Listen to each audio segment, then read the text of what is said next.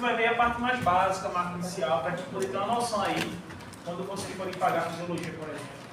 Eu já estou pagando. Não. No período que vem, por quê? Vocês começam o conteúdo de físico com neurofisiologia. Então, o último conteúdo de anatomia é o primeiro de fisiologia. Tá? Porque na fisiologia, como vocês vão estudar aí a parte do funcionamento, é necessário entender primeiro o funcionamento do sistema nervoso para entender o restante. Então, não vai ter sentido nenhum. Tá? Quando a gente fala de sistema nervoso, o que é que vem na cabeça de vocês aí, sistema nervoso? É o quê? Eletricidade. O que mais? Sinapse. O que é sinapse? Transmissão de impulsos nervosos. São zonas ativas onde ocorrem intercomunicação neuronal. Tá? Então, o objetivo da nossa aula de hoje é compreender a importância e a estrutura morfofuncional do sistema nervoso. Aprender a dividir ele com base nos conceitos. Tá?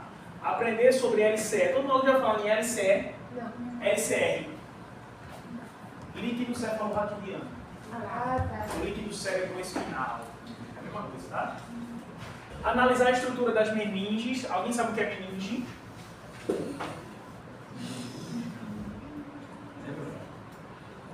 O que é o mais ou menos meninge? Eu sei da meningite, né, que é uma informação entre,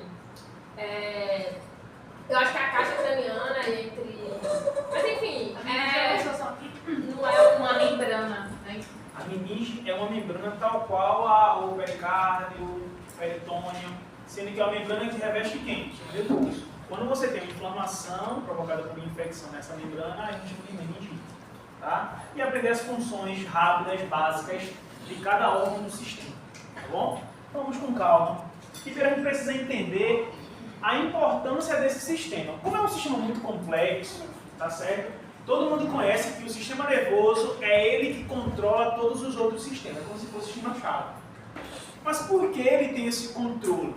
Porque esse sistema, ele recebe estímulos periféricos e ele, quando ele capta esses estímulos, ele faz a integração da informação. Ele faz a gente entender aquela informação que está chegando.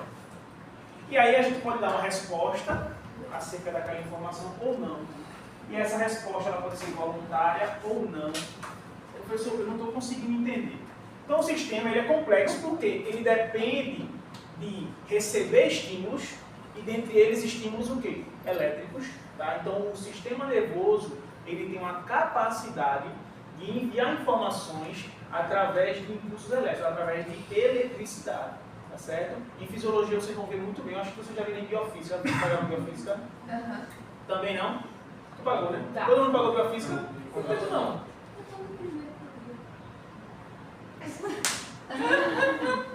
Vocês viram potencial de ação em biofísica, potencial de ação de um neurônio. Então o neurônio ele é uma célula que para ele ligar, ele precisa despolarizar. O que diabo é isso? Ele mudar a sua carga elétrica, que era negativa, passa a ser o quê? Com ela positiva, ela consegue transmitir aquela informação através de uma corrente elétrica, que passa pela célula. Tá? Então, ó, esse estímulo, ele vem da periferia, então o sistema nervoso ele é especializado em receber estímulos periféricos, tá certo? Integrar esses estímulos, processar os estímulos que ele recebe, associar, em muitos casos também, armazenar estímulos, daí a gente consegue armazenar memória, consegue, né? Informações. Esses estímulos que chegam, eles são processados por esse sistema. Esse sistema ele pode dar uma resposta de volta, tá certo? Tudo isso para manter o quê? As funções orgânicas funcionando. Tá? Você vai subir uma escada e você precisa de mais sangue, eu tenho um estímulo que sai do coração para o sistema nervoso, é o seguinte, eu preciso funcionar mais rápido. E aí o sistema nervoso entende e dá uma resposta para o seu coração. O que é que vai acontecer com o seu coração? Bater mais rápido. Ele vai bater mais rápido. Agora, se você está dormindo, tem necessidade do seu coração ficar batendo bem rápido? Não. Porque o corpo ele entende que naquele estado fisiológico ele não tem essa necessidade. Tá certo? Então o que é que a gente vai entender aqui de anatomia? Os nomes, as divisões, os conceitos. Vocês vão ver muito mais aprofundado neuro e fisiologia. Tá certo? Vocês vão ver a parte Saudades de anatomia, professor. Eu devo explicar muito isso. Professor, saudades de anatomia. Falando de biologia agora. Tá certo. Então, ó, o sistema nervoso, ele tem função integradora, né, coordenação de funções de vários órgãos. Todos os órgãos, basicamente, eles dependem do sistema nervoso. Nem todos funcionam só por causa do sistema, mas para modulação. O que é modulação? Para alterar o funcionamento, todos os órgãos eles precisam do sistema nervoso. Por exemplo, o coração ele precisa do sistema nervoso para bater? Não, ele pode bater fora do corpo, extracorpóreo. Mas para modular a frequência, para dizer o coração aumenta a frequência, diminui a frequência, ele precisa do sistema nervoso. Tá certo? Função sensorial, paladar, olfato. A visão é uma função sensorial. A visão. Não é não? A luz incide sobre os nossos olhos e faz a gente enxergar. Né? Função motora. E aí vem do controle, principalmente da musculatura estriada esquelética, que é uma musculatura voluntária ou involuntária? Voluntária. Mas a musculatura lisa, ela também é principalmente controlada pelo sistema nervoso. A diferença da musculatura lisa para a estriada é que um a gente controla e o outro a gente não tem controle. Mas o sistema nervoso ele tem controle sobre os dois. Concorda? Um a gente só não diz o sistema nervoso, ó, tem que fazer isso, ele já faz sozinho. Tá? Como também glândulas. As glândulas, você controla a secreção glandular. Então a glândula, ela é controlada voluntária ou involuntariamente? Involuntariamente. Voluntariamente. Tá? Funções adaptativas, adaptação do animal ao meio ambiente. Está muito relacionada aí ao que a gente chama de homeostase. Todo mundo já ouviu falar desse termo? É a condição de equilíbrio interno do corpo, das funções orgânicas. Como assim? Qual é a pressão arterial mais adequada para a população brasileira e que a gente consegue ver muito como normal? 12 por quanto? 12 por 8. Beleza. Mas por que uma pessoa não pode ter uma pressão arterial de 19 por 15? Porque aquilo ali, aquele aumento, ele vai causar algum malefício ao sistema. Concorda comigo? Mas também porque uma pessoa não pode ter uma pressão de 5 por 3? Porque o sangue não chega na periferia, nem no cérebro, e a pessoa não consegue sobreviver. Então vejam que precisa de um equilíbrio, nem excedente, nem mínimo, uma faixa padrão. Isso para várias funções, temperatura corpórea, né? Equilíbrio de água no nosso corpo, o quanto de água que você precisa ter no seu corpo. Você pode beber um garrafão de 20 litros por dia de água? Não. Não faz sentido, né? Ah, então você pode passar o dia sem beber água? Não. Também não. Então a gente precisa de... Se você bebe muita água, você vai usar mais. Né? Uma pessoa que faz hemodiálise não tem um giz, ela pode beber 1 litro de água por dia. Nem 1 litro sequer ela pode beber. Então, as funções adaptativas elas estão relacionadas a esse equilíbrio que a gente chama de homeostase. Você vai ver muito bem fisiologia, física, nada física. É lindo, é lindo, é lindo. Assim, mas eu adoro física. Agora sim, vocês vão ficar com saudades. Vocês vão lembrar de mim. Então, ó, o sistema nervoso, ele está localizado em todo o nosso corpo. Tá? Sendo que o agregado mais importante do sistema nervoso, que a gente chama de sistema nervoso central, onde vai estar encontrados os principais órgãos do sistema, eles estão localizados no esqueleto axial. Cabeça, pescoço e tronco. Tá certo? São os órgãos que correspondem ao sistema nervoso central. E o sistema nervoso periférico, o próprio nome já diz. Ele é mais o quê? Periférico. Ele está espalhado por todo o corpo. Tá? Então, se alguém perguntar para você onde é que está localizado o sistema nervoso, em todo o corpo. Mas, com base nos critérios anatômicos, ou ele pode estar dentro do esqueleto axial, ou ele pode estar onde? Fora do esqueleto axial. Se ele está dentro do esqueleto axial, a gente chama ele de sistema nervoso central. Se ele está fora do esqueleto axial, a gente chama ele de sistema nervoso periférico. Tá certo? Isso com base nos critérios anatômicos. A gente está falando de anatomia. Qual é a principal célula do sistema nervoso? Neurônio. Principal. Mas a gente só tem neurônio no sistema nervoso? Existe algum outro tipo de célula do sistema nervoso? Quais são? Células da glia. Células da glia, o miócito, o neuroglia, o neuróglia. Tá? É a mesma coisa. É um conjunto de células que é muito mais abundante do que os neurônios, inclusive, tá? No sistema nervoso, e que não suporta esse neurônio. E por que o neurônio é a célula mais importante? Porque essa célula ela é especializadíssima em condução de impulsos elétricos, ou seja, de informação. Tá certo? Então, esses impulsos elétricos que são gerados ou que chegam a essa célula, elas conseguem se espalhar pelo corpo por conta da sua função especializada em ser são células autossensíveis ou células autoexcitáveis. O que é que acontece isso? São células que conseguem se excitar muito facilmente, ou sozinhas, ou pela dependência de outra célula. Tá? Como é que a informação sai da cabeça e chega no dedinho do pé? Ao você mexer o dedinho do pé. Eu tenho que ter uma excitação neuronal para estimular aquela célula. Professor, como é que a gente consegue entender uma excitação de algum neurônio? Quando você leva um choque, rapidamente. Já viram aqueles vídeos tristes de pessoas que morrem de choque? Elas ficam todas contrárias, né? Por quê? A musculatura, ela também é uma célula sensível à excitação. Toda vez que ela é estimulada eletricamente, ela se contrai. Se você pegar um tênis, todo mundo já fez fisioterapia? Alguém que já fez fisioterapia? Já. Não. O choque que leva, que fica contraindo sozinho. Né? Toda vez que o músculo ele recebe o estímulo elétrico, ele se contrai. Porque aquela eletricidade, ela excita aquela célula. Então, os neurônios são células muito excitáveis, são células muito sensíveis a essa excitação. A informação passa por elas muito facilmente. A gente vai falar um pouquinho sobre isso já já. O outro tipo de célula é chamado de célula daqui. São os serventes do pedreiro. São os ajudantes fiéis. Sem o servente, o pedreiro não é nada. Tá certo? E sem o pedreiro, também não tem nada. Um depende do outro. Geralmente a gente tem mais pedreiro ou mais servente? Servente. Então as células da igreja não pode ser pedreiro, tem que ser servente. Tem que ser um ajudante. Na verdade, são muito maiores em funções, não, mas maiores em quantidade. Né? Inclusive, os neurônios eles são em maior quantidade no cerebelo do que no próprio encéfalo, no cérebro completo. Tem mais neurônios no cerebelo do que no telencéfalo. A gente vai ver isso também. E essas células da glia elas dão suporte físico e suporte homeostático para os neurônios. Esse desenho que eu trouxe para vocês é um desenho que a gente encontra no livro da tela cega, que é um desenho esquemático de um neurônio motor, tá certo?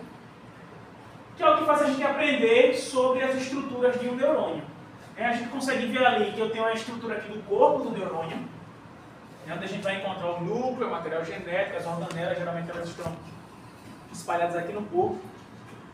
Nesse corpo a gente vai encontrar prolongamentos curtos, que parecem ramificações, que a gente chama de dendritos. Não é dendrito não, tá? Prolongamentos da estrutura do corpo neuronal, tá certo? Esses dendritos, eles são especializados na recepção de estímulo elétrico. Geralmente de um outro neurônio antes desse, tá? A gente chama de neurônio pré-sináptico. Então ele é especializado em receber o estímulo elétrico. O corpo é onde a gente vai encontrar as organelas, onde a gente vai encontrar, dependendo do tipo de neurônio, vesículas cheias de substâncias que eles mesmos produzem, que são chamados de neurotransmissores. Já ouviram falar sobre isso, né? Uhum. Esses neurotransmissores, eles são fundamentais para o processo funcional da maioria dos neurônios. Tá? Esse prolongamento, que muitas vezes é único na célula, que pode ter poucos milímetros e pode chegar até mais de 1 metro, que são os axônios, é o rabo da célula, especializados em quê? Pode falar. Carregar o impulso até a parte final desse axônio, que a gente chama de terminal de quem? Do axônio, terminal axônico. Tá? No terminal axônico, geralmente, ou a gente vai encontrar uma célula-alvo, ou a gente vai encontrar um outro neurônio. Tá certo? Geralmente, que parte do neurônio? Dendrito de outro neurônio. Se conectando ali com o axônio. É aqui onde a gente vai encontrar aquela área, aquelas zonas ativas que a gente chama de sinapses. Tá certo? É nesse final aqui. Então, eu tenho uma comunicação de um neurônio, vamos dizer que temos 2 neurônios, uma comunicação de um neurônio com o outro. Tá? Então, só para a gente recapitular, o neurônio geralmente é formado pelo quê? Pelo corpo, com seus prolongamentos que a gente não liga. Dendritos especializados em receber, tá certo? No corpo a gente vai encontrar as organelas, que a gente já conhece, vocês viram em BC, né? Citologia. E esse prolongamento, que muitas vezes é único, que a gente chama de quê? Axônio. A parte final do axônio ela também é ramificada, para que ela consiga alcançar o máximo de neurônios possíveis, ou de neurônios. Então a gente chama de terminal do axônio, ou terminal axônico. Esse prolongamento, na grande maioria dos neurônios, ele é envolvido por uma bainha lipídica, uma bainha de gordura, que a gente chama de bainha de quê? Mielina. Mielina, que serve para quê? É um isolante elétrico. Eu costumo dizer que é a capa do fio. Você já tocou num fio desencapado, ligado? O que é que ele faz? Né? Se você encostar um fio no outro, ligado. Mas se eles estiverem encapados, não vai ter problema nenhum. Então a bainha de mielina é esse isolante elétrico. Beleza? Mas além de ser isolante, a bainha de mielina, ela faz com que essa propagação ela seja muito mais rápida. Tá certo? Por que ela é muito mais rápida? Quem lembra disso? Porque ela salta. Por conta dos impulsos saltatórios. Tá? Ao invés, vejam que eu tenho tudo isso aqui, eu tenho uma membrana celular. Né? Cada parte de membrana ela precisa ser despolarizada. Cada fragmento de membrana. Se parte dessa membrana ela é envolvida pela bainha, eu não vou desfragmentar essa parte que está envolvida. Eu só vou desfragmentar, eu só vou despolarizar as partes que não são envolvidas. Que são quem? As interseções entre as bainhas, que a gente chama de nódulos de Ranvier, ou nódulos de Ranvier. Tá? Então, ó, através desses impulsos, chamados de impulsos saltatórios, o impulso elétrico ele sai dessa região do corpo até o terminal axonal. Por isso que a propagação em um neurônio com bainha de mielina é muito mais rápido do que um neurônio amielinizado. A ausência de bainha de mielina a gente chama de neurônio amielinizado. Não tem bainha de mielina. Professor, por exemplo, uma pessoa que tem uma reação mais rápida, vai ser influenciada por isso? Geralmente, por exemplo, os reflexos motores, os neurônios motores, todos eles têm bainha de mielina. Até porque é um estímulo muito rápido. Entendeu? Para outras funções, não existe a necessidade de ser tão rápida essa propagação. Mas e quando uma pessoa treina para ter uma reação rápida? Eu estou entendendo o que está falando, mas aí é mais a parte de aperfeiçoamento encefálico. Eu chamo de plasticidade fenotípica. Como assim? Já viram aquelas pessoas que aprendem por repetição? Você pega É tipo isso. Eu tô pensando. Pega um cara que está andando na corda bamba. De primeira ele vai conseguir andar na corda bamba, mas se ele treinar a vida toda, ele vai começar a ter adaptações neuronais para ele conseguir fazer aquilo. Então existem áreas específicas de sistema nervoso, principalmente a oliva bulbar, cerebelo, atua muito nessa área de aprendizagem por repetição. Bicicleta, da bicicleta. É uma desgraça até você aprender. Depois fica tão fácil que você, dirigir. Quem vai dirigir pela primeira vez parece uma coisa absurda. Aí depois que você tem momentos que você se pega dirigindo, você fala, eita, poxa, eu não sei nem onde foi que eu passei. Né? Falei, eita, eu acho que aconteceu alguma coisa, eu nem percebi, de tanto que você estava natural. Eu já vi que quando você repete muito, o caminho que os sinais fariam para chegar, no começo quando você aprende é muito extenso. Isso. Memória muscular. Aí aos poucos ele vai ficando cada vez mais direto. As conexões, elas aumentam e elas pegam como se fossem atalhos. É tipo isso que eu tô falando. Até fica meio que automático. Mas não está muito relacionado à presença ou ausência de bainha de mielina. É mais a questão de neuroconexão. Entendeu? Beleza, então, ó, geralmente, existe uma lógica do impulso nervoso. Ele entra pela célula, pelos dendritos, passa pelo corpo e sai pelo terminal axônico. Geralmente segue essa linha, entendeu? Então a parte especializada em receber impulso é o dendrito. E a parte especializada em estimular um outro neurônio ou uma outra célula, uma glândula, é o terminal axônico. É tanto que na musculatura, o final dos neurônios a gente chama de placa motora. Eles se agregam ao músculo. Toda vez que esse neurônio é estimulado, ele vai estimular o músculo. E aí o músculo faz o quê? Assim, ao contrário. Entendeu? Botox. O que é que o Botox faz? Evita o movimento da região. Ele paralisa o músculo. Ele faz com que aquele neurônio que está inervando aquele músculo, ele não consiga estimular o músculo. E se o neurônio não consegue estimular o músculo se contrai? Não. Você mexe? Não. Se você não mexe, vai ter prega Não. na cara? Não. Então, ele não é para retirar rugas não, tá? Ele é para evitar o aparecimento de rugas. Por isso que existe hoje uma linhagem estética de pegar quanto mais as pessoas jovens, melhor. Mas isso gera uma dependência. Se os velhos estão viciados, imagina o menino que começar com 17 anos fazendo isso. Né? Vai vender as coisas de casa, feito droga, para poder fazer progresso. Tá? Então, ó, as células da glia, ou também consideradas neuroglia ou neurogliócitos, tá? Elas são em maior número, tá? Elas são diversas, não é um tipo só, até porque também neurônio não só tem um tipo não, tá? Dependendo da substância que ela produz, ela se agrega a um grupo diferente. Neurônio dopaminérgico, serotoninérgico, tem vários tipos de neurônio, tá bom? Então, ó, então essa imagem aqui, que célula é essa aqui, bem grande? Só ouvir. Essas pequenininhas que vocês estão vendo espalhadas até em maior quantidade são as células biliares, as células da glia, tá certo? Elas dão um suporte físico e bioquímico para os neurônios, tá? Em determinadas funções que a gente vai ver já já. Inclusive, aquela bainha de mielina que a gente viu, ela é produzida por células da glia. Quem produz, quem forma aquela bainha de mielina são as próprias células da glia. Então esse esquema aqui, ó, ele representa um resumo das células gliais. Eu tenho duas áreas do sistema nervoso. Aquela que está no esqueleto axial, a gente chama de quê? Sistema nervoso. Tá vendo? A resposta foi rápida. Ou não? Esse neurônio aí é mielinizado ou amialinizado? São motores. Então tem um sistema nervoso central, que está no esqueleto axial, e o sistema nervoso periférico, que está fora do sistema nervoso central. Tá certo?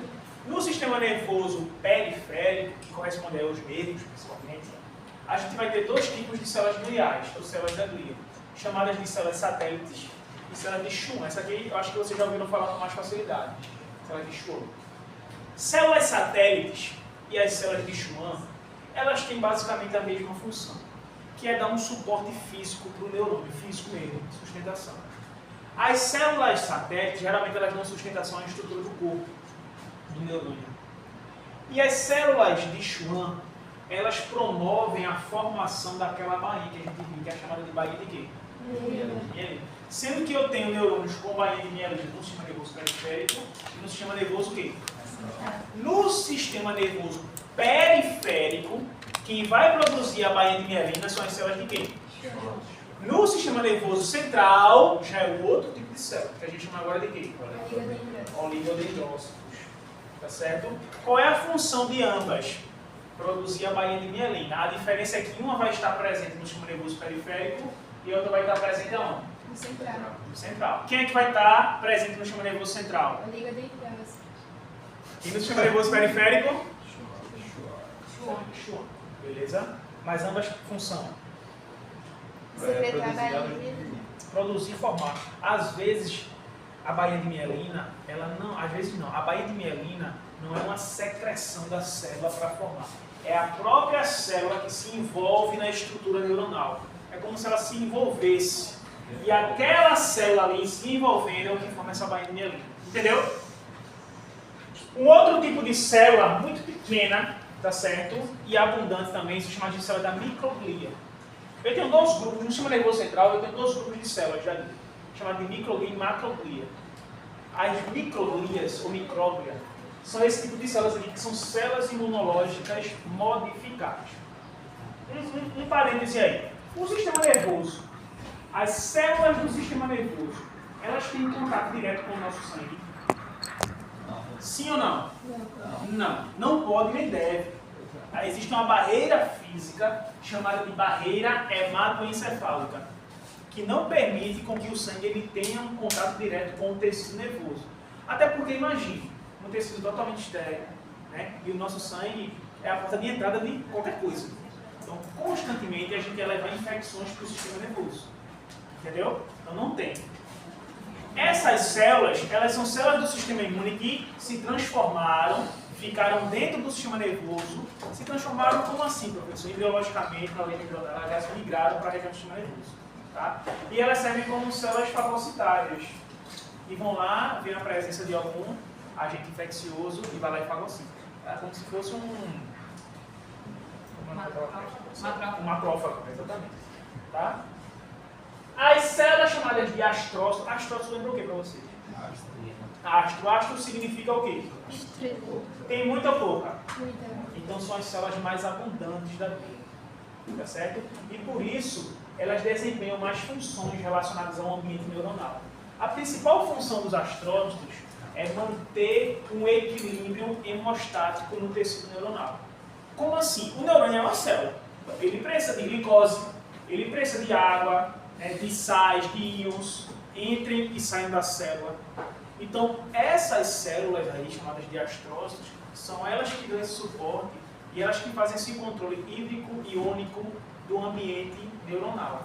Entendeu? Para permitir o funcionamento adequado do neurônio. Quando a gente tem, por exemplo, sinapses acontecendo, né, rapidamente a gente tem a troca de polos. E para que haja troca de polos, vocês lembram como é o mecanismo de potencial de ação?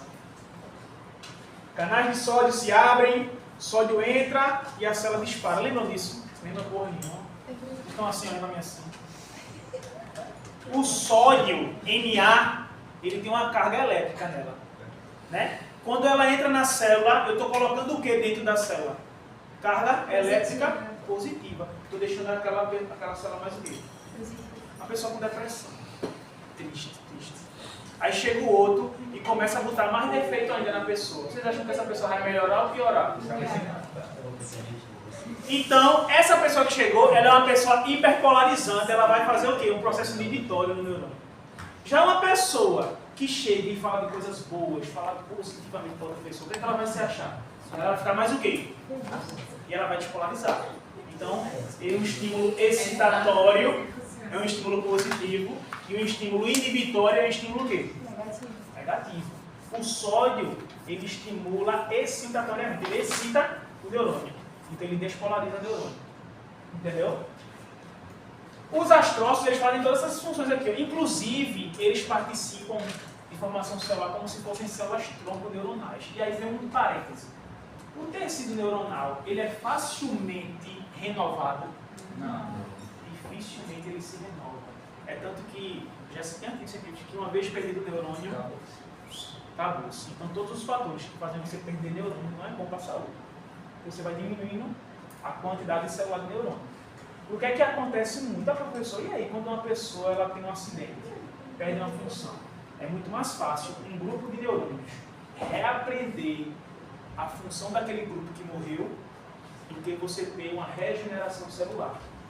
A mística hoje da descoberta da cura das doenças neurodegenerativas está nisso. Porque são células que não se regeneram com facilidade. E se é uma doença neurodegenerativa, o que é que está acontecendo com aqueles neurônios? Eles estão morrendo. Como é que eu consigo produzir outros neurônios daqueles? Não se sabe ainda. É por isso que ainda não tem a cura das doenças neurodegenerativas. A pergunta que eu vou fazer vai parecer meio besta. Não, pode perguntar. Mas eu já vi gente falando na internet dizendo que quando você escuta um Zumbido. zumbido no ouvido, dizendo que é um neurônio morrendo. O neurônio gritando. É o eixo da graça. Porque As pessoas têm um zumbido no ouvido, o sistema nervoso, escute agora, o sistema nervoso em si, não tem nem receptores táteis. Se você abrir a cabeça de uma pessoa e começar a tocar no cérebro da pessoa, a pessoa não sente. Entendeu? Se você falar a partir do pressuposto anatômico, não faz nem sentido isso assim. Você escutar um zumbido é mais coisa da sua cabeça. Pode perguntar, na neuronal. Que diabo é isso? Primeiro, dentro do sistema nervoso central, principalmente no encéfalo, a gente vai ter cavidades. Tá certo? Que a gente chama de ventrículos. Esses ventrículos, eles são formados como se fosse a mucosa ventricular, mas não é mucosa não, tá? Por células epidimárias. E essas células, em alguns determinados locais, elas diferenciam e se agregam como vasos, formando o que a gente chama de plexo coróide ou plexo polióide, que vão produzir um líquido muito importante para o sistema nervoso, chamado de LCE, ou líquido cérebroespinal. Esse líquido, ele circula por todo o sistema nervoso central. É como se você colocasse um objeto dentro de um aquário, beleza? E você vedasse ele todinho. Se dois corpos ocupam o mesmo dano espaço, se as paredes e o objeto elas estão limitadas pela água e está tudo vedado, tudo fechado, existe alguma forma daquele objeto tocar na parede? Então o sistema nervoso é como se ele ficasse mergulhado em um líquido para proteger ele das paredes adjacentes, parede craniana, parede vertebral, e não deixar, tanto diminuir, como também não deixar que tenha algum dano de atrito no sistema nervoso, porque é um sistema muito frágil. Até se você formaliza as peças, são as peças que mais se fragilizam, são as peças do sistema nervoso. Entendeu? Então esse líquido ele circula constantemente, a gente vai falar um pouquinho sobre ele. Você tem a produção dele e você tem a drenagem dele. Então esse líquido ele protege e ele mantém as condições homeostáticas normais. Já viram falar em meningite? Todo mundo vai falar, né? Quando você vai fazer o teste de meningite, você faz uma punção raquidiana. É exatamente você punciona esse líquido. Por quê? Esse líquido ele circula por entre as meninges. Então, se você tem alguma bactéria ou algum vírus na meninge, ele também vai estar presente nesse líquido. E aí você consegue detectar a presença desse micro-organismo ali, você consegue detectar se está com infecção ou não, através dessa função, tá? do LCE. Mas no caso desse líquido aí, por exemplo, a pessoa levou uma pancada na cabeça. É isso que faz a pessoa pagar. Ele não vai sacolejar lá dentro? Vai. No caso desse líquido, então, ele não vai só... Ele amortece o sacolejo. Mas ele não vai impedir que ele se movimente lá dentro. Não, o seu cérebro se movimenta. É tanto que eu vi até uma... Não, dá pra sentir ele movimentando quando você leva no nocaute. Aí tipo, bem rápido. E o seu cérebro balança dentro. É tanto que, geralmente, um dos fatores que mais matam lutadores é por conta do trauma constante na cabeça. Né? Fica hematomas constantes no cérebro. Tem muito isso que eu no americano também. Passa o dia todo bater na cabeça. Força de trauma. Alguma dúvida, pessoal? Todo mundo entendeu aqui? Então, no sistema nervoso periférico, nós temos a célula satélite e célula quê? Schwann. Sistema nervoso central, oligodendrócitos, Microglia, astrócitos e células primárias. uma tem 4, outra tem quantos? 2. Alguma dúvida? Alguma pergunta? Mesmo que seja besta, pode perguntar. Se não souber responder, já pode. Então, ó, como é que a gente vai entender agora a divisão desse sistema? Primeiro, a gente já aprendeu que ele é dividido dentro do esqueleto e fora do esqueleto. Esse é o critério anatômico. A gente pode dividir o sistema nervoso com base em 4 critérios totalmente diferentes. Então, é como se você dividisse essa turma em 4 modelos diferentes. Com base nos critérios anatômicos, a gente tem 2 sistemas nervosos, central e com base nos critérios embriológicos, a gente tem a formação do sistema nervoso com base nas células que formaram o sistema. Um veio da placa, outro veio das outras partes, do neural, a gente vai falar um pouquinho sobre isso. Tá? Então a gente vai entender primeiro como ele é dividido com base nos critérios anatômicos e depois seguir adiante.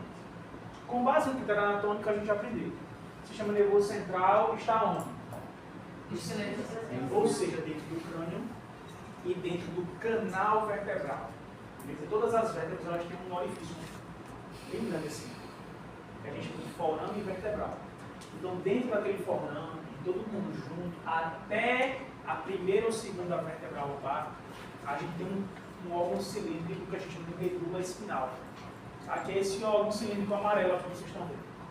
Ele não compreende toda a coluna do adulto, não. Ele vai até no L2 máximo. E dentro do crânio a gente tem quem? Que é diferente de cérebro, tá? Encéfalo e cérebro não são a mesma coisa. Uma coisa é o cérebro, outra coisa é o encéfalo. E fora do esqueleto, a gente tem inúmeros nervos. Muitos nervos. São eles que vão inervar, que vão levar a informação do centro para a periferia, ou trazer a informação da periferia para o centro. Tá certo? Então, para você sentir um toque do dedo aqui, é porque aqui eu tenho receptores nervosos que estão levando essa informação por um nervo sensorial até a minha medula. Da minha medula, essa informação vai para onde? Para o meu encéfalo, para a parte específica da sensibilidade. E aí eu vou detectar que eu estou tocando, por exemplo, numa mesa lisa, né, que está em meia altura ou alguma coisa áspera, entendeu? Ou fogo, alguma coisa assim. Do mesmo jeito a resposta. Ela vai do sistema nervoso central, vai para a região específica da medula. Então, o nervo que inerva o meu dedo, ele está saindo dessa área da medula, ele vem e chega até o meu músculo para que eu consiga movimentar. Entenderam? Professor, as pessoas que têm a condição de não sentirem dor, em Já geral, pensando nisso. É uma condição rara. é a questão tipo, do próprio nervo da pessoa ou do estímulo que não é... Existem várias etapas. Eu vou dar um exemplo muito simples, por exemplo, a visão. Para a gente enxergar, o que é que a gente precisa? Do olho. Entendeu? Sem olho você enxerga? Beleza, eu tenho 2 olhos, mas esses olhos eles vão captar o estímulo, né? Se por acaso eu não tiver um nervo óptico, eu vou enxergar, Não. mas eu tenho olho. Beleza, mas a informação não está chegando pelo nervo. Esse nervo óptico, ele chega no tronco encefálico e o tronco encefálico manda para uma área específica da visão, que é aqui na região bucal, que a gente chama de região occipital encefálica. É aqui onde vão estar localizados os neurônios capacitados em interpretar a informação visual. Se eu tiver um trauma aqui, ou tiver um derrame nessa área aqui, e eu perdi esses neurônios, eu tenho olho, tenho um nervo óptico, tenho um tronco encefálico, eu vou conseguir enxergar? Não. Então percebam que são várias etapas. Então assim, o problema de você não enxergar está só em não ter o olho? Não. Às vezes, por exemplo, até um experimento de uma moça agora estava tentando colocar um microchip acoplado a uma câmera. Porque eram pessoas que tinham um problema de nervo. Para estimular aquela área. Então ele tinha a área funcionando, ele só não tinha o nervo funcionando. Então ele coloca uma câmera, então os olhos da pessoa passariam a ser essa câmera, entendeu? Vai virar um Robocop. Né? Então, ó, eu consigo dividir o sistema nervoso central em... O sistema nervoso central, a gente vai ter o quê? A medula espinal, não é medula óssea, pelo amor de Deus, não tem nada a ver uma coisa com a outra. A medula espinal, que é aquele tubo cilíndrico que está dentro do forame vertebral. E dentro do crânio, a gente vai ter o quê? Dos dois, qual que se subdivide? O encéfalo. Tá? E agora a gente vai ver a divisão do encéfalo. Que corte é esse aqui? Sagital mediano, não é isso? Então eu tenho um corte sagital mediano do crânio aqui. E eu dividi em cores para ficar mais fácil. Estão percebendo? Então, ó, aqui estaria o forame do crânio. Daqui para baixo, em roxo, eu tenho a medula espinal. Então, a medula espinal ela desce até a coluna. Tá? Ela desce até o nível... Pega essa caveira aqui, vocês vão ver. Ela desce por esse forame até o nível de L1 e L2. Até aqui. Ela não vai até o final da coluna mesmo, não. Chegou aqui no crânio, ó, tem um forame magro, um forame bem grande aqui no crânio. Não dá nem para ver. Daqui para dentro eu tenho o quê? Encéfalo. Tá? E o encéfalo ele é dividido primeiramente em 3 regiões. Então, vendo essa parte aqui em cor azul, laranja e verde, eu tenho o que a gente chama de tronco encefálico. É o tronco encefálico. Se vocês observarem, o tronco encefálico, ele se continua para baixo com quem? Com a medula. E para cima ele se continua com o restante do encéfalo. Tá? Atrás, posterior ao tronco encefálico, eu tenho essa estrutura aqui, ó, que a gente chama de quê? Cerebelo, que significa cérebro pequeno. Tá certo? Então o cerebelo, ele fica localizado posterior ao tronco quê? Encefálico. Esse tronco encefálico vai até o verde aqui, ó. A maior parte do sistema nervoso central, craniano, é essa parte aqui, ó, em vermelho e em azul, é a mais desenvolvida, é o que torna a gente seres mais desenvolvidos, alguns, né? Mais desenvolvidos do que os animais, por exemplo. Tá? Essa parte aqui, ela corresponde ao cérebro. Ah, professor, então quer dizer que o cérebro só corresponde ao telencéfalo e ao diencéfalo, somente. Tudo isso aqui a gente chama de quê? Encéfalo. Ô, professor, que parte que a gente é considerado mais evoluído que o professor explicou? Eita, é a parte do telencéfalo que é mais desenvolvida, nossa. Certo? Aí aqui é onde estão as funções corticais, neuronais, que vão fazer toda essa função que a gente reconhece da vida. De entendimento, tanto aqui como essa parte vermelha também, a parte de armazenamento de memória, de resolução do problema, emoção, tudo isso. Tá? Vai nessas 2 partes. Então, elas são, os animais, eles vão ter tronco encefálico que é bem primitivo, vão ter algumas estruturas do encéfalo, mas essa parte aqui, em humanos, ela é bem mais desenvolvida do que em alguns animais. Tá certo? Então, ó, tronco encefálico, atrás do tronco encefálico. E acima do tronco encefálico do cerebelo nós temos quem? Telencéfalo. O cérebro. O cérebro, calma. O tronco encefálico, ele é subdividido em 3 partes. Beleza? De baixo para cima. A parte que sim interage diretamente com a medula. a gente chama de bulbo. B-U-L-B-O, bulbo. Acima do bulbo, eu tenho o que a gente chama de ponte. Por que ponte? Porque ela emite braços com o cerebelo para trás. Tá? Ela conecta as áreas do tronco. Acima da ponte, em verde, nós temos o que a gente chama de mesencéfalo.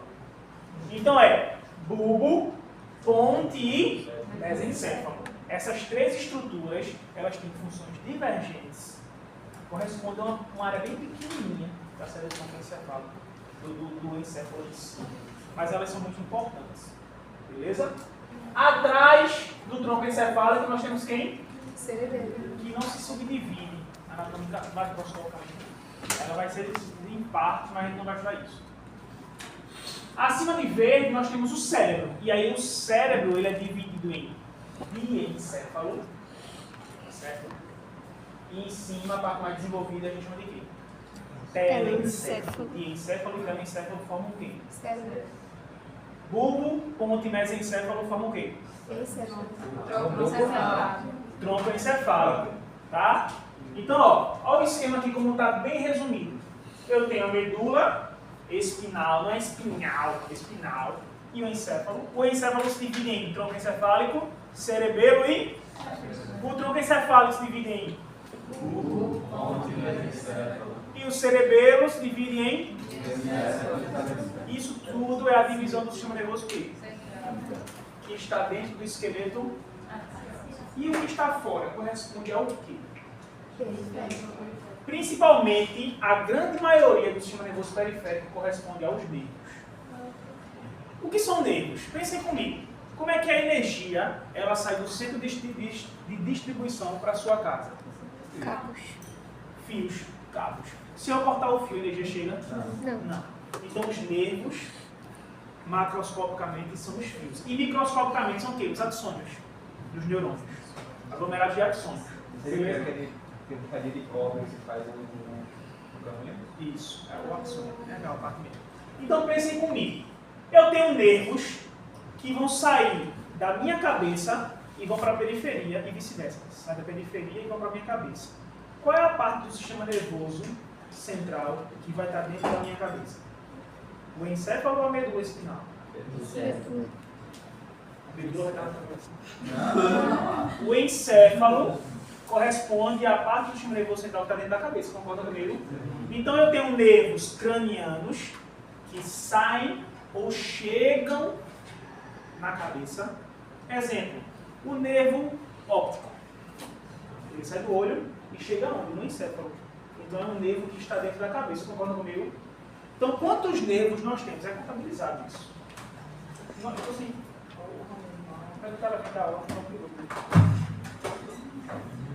Eu tenho ali atrás. Nós temos 12 pares de nervos cranianos. 12. Olfatório, óptico, oculomotor, trocoear, trigêmeo, abducente, vestibulo alveolar, glossofaríngeo. O que é que esses nervos fazem? Eles vão emitir informações do encéfalo para a região de cabeça e pescoço, principalmente, ou vão trazer informações de cabeça e pescoço para o encéfalo. Então, são quantos pares de nervos cranianos? 12. 12. Por que pares? Porque sempre saem um par de nervos, uma lateral, contra lateral. E na medula espinal, que ela é mais longa e ela abrange uma parte maior do corpo, nós temos 33 pares de nervos. Nervos esses que vão se ramificar e se ramificar até formar suas funções específicas. Então são 12 e aqui são quantos? 33. 33. Então vejam só de nervos do quanto a gente tem. Os principais nervos, né? Então, por exemplo, na medula espinal, observem bem que eu tenho a medula e dependendo do nível, ele sai um par de nervos. Pescoço, tórax, lombar, sacral. Entenderam isso? Se por acaso, né, eu tenho uma lesão na medula a nível cervical, a informação do encéfalo vai passar do pescoço para baixo, a pessoa fica o quê? Tetraplégica. Mas se a lesão for no nível lombar ou no nível sacral aqui, a informação chega por aqui tudinho, só não vai passar daqui para baixo. Então, quanto mais superior é a lesão, maior é o dano que causa. Porque é como se você cortasse o fio logo no começo. Então a área maior de casa sem energia é quanto mais próximo do centro de distribuição. Entenderam a lógica? Beleza? Além de nervos, nós vamos ter gânglios.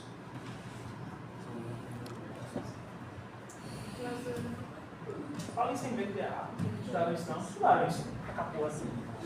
Gânglios, ó, os nervos correspondem ao que microscopicamente? Não tem fio microscopicamente? O que é uma ao axônio, que é aquela parte do neurônio, concorda comigo? Que tem a função de enviar o impulso. Os gânglios, eles correspondem a áreas de corpos celulares fora do sistema nervoso central. Como assim? Existe uma regra básica. Os corpos dos neurônios, a grande maioria dos corpos de neurônios, eles são encontrados apenas no sistema nervoso central. O que a gente encontra no sistema nervoso periférico? Só o axônio daquele neurônio, menos o corpo. Sendo que em determinadas áreas, chamadas de gânglios, a gente vai encontrar a presença de corpos de neurônio fazendo sinapse. Tá certo? Em determinadas áreas. Por isso são chamadas de quê? Gânglios.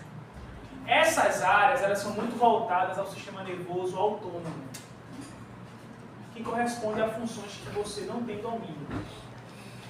Bradicardia, taquicardia, controle de secreção glandular, controle de secreções gastrointestinais, salivação, sudorese. Tudo isso você controla. Controla? Quero suar. Vamos suar. É você que controla? Não. É o seu sistema nervoso autônomo que faz esse controle. Beleza? Então, por isso que existem áreas no sistema nervoso periférico que vão acontecer sinapses. Já ouviram falar em sistema nervoso entérico? Alguns livros abordam como sendo uma área de tanta quantidade de neurônio que está associada ao trato gastrointestinal, que é considerado o nosso segundo cérebro, o nosso intestino. Porque a maioria das funções gastrointestinais, elas são realizadas autonomamente. Você só faz duas coisas, meu.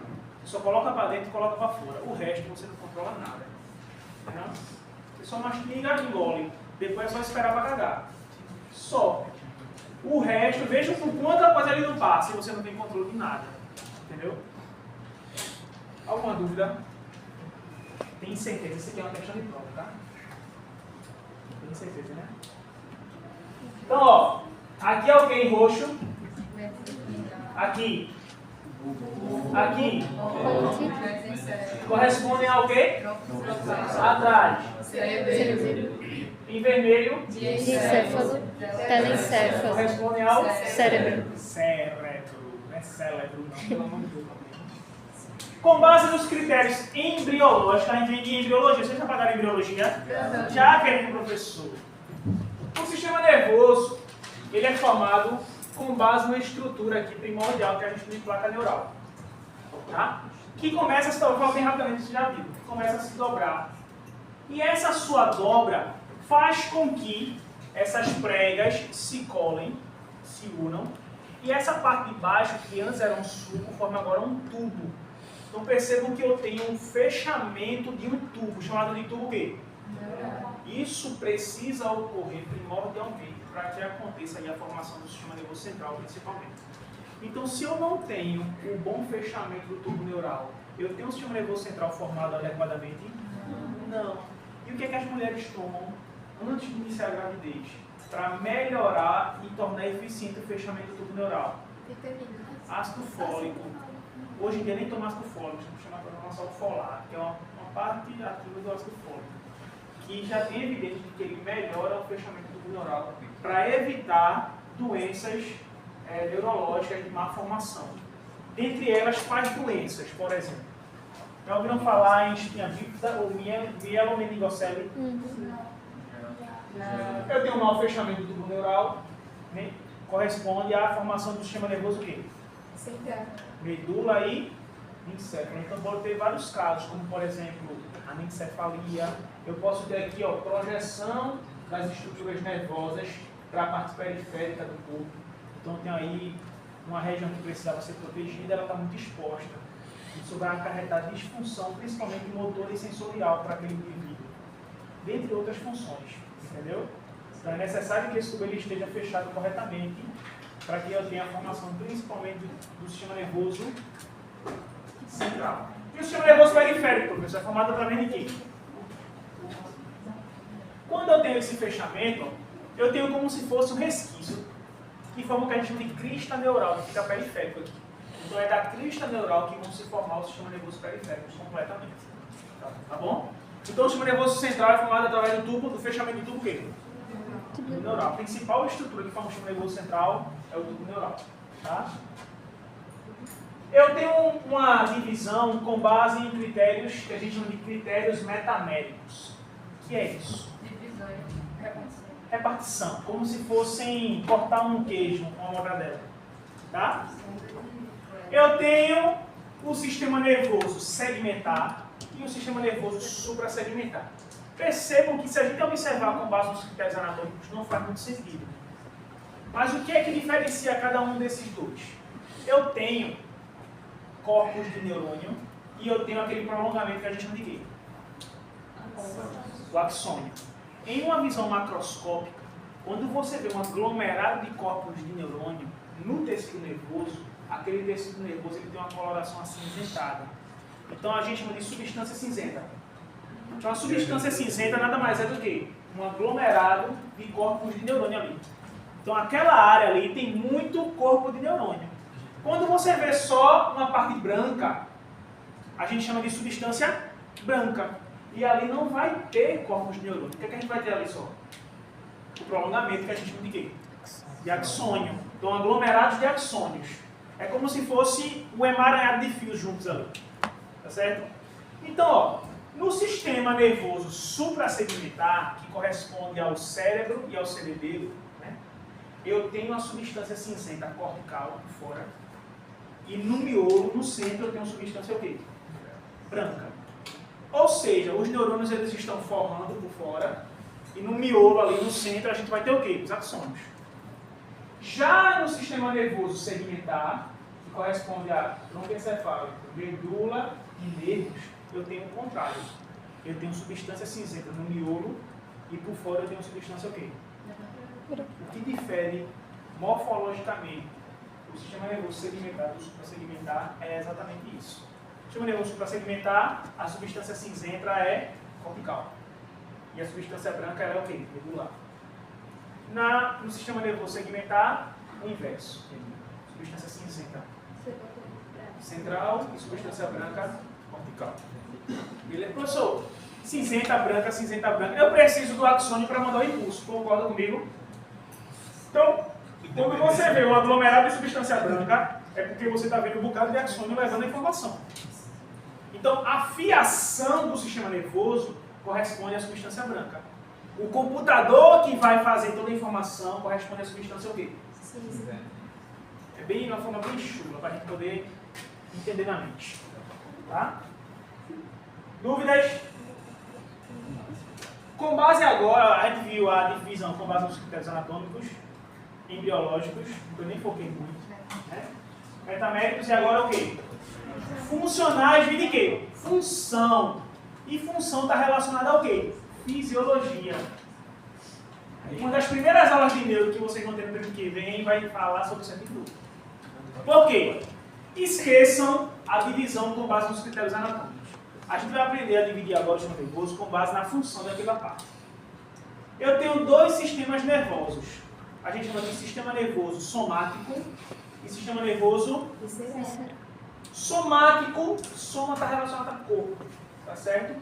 O sistema nervoso somático é a parte do sistema nervoso que vai realizar as funções de interação do seu organismo com o ambiente. Como assim? Você enxergar, o seu corpo está interagindo com o ambiente, tá? Você falar, respirar, se movimentar, dar andar e tocar no chão.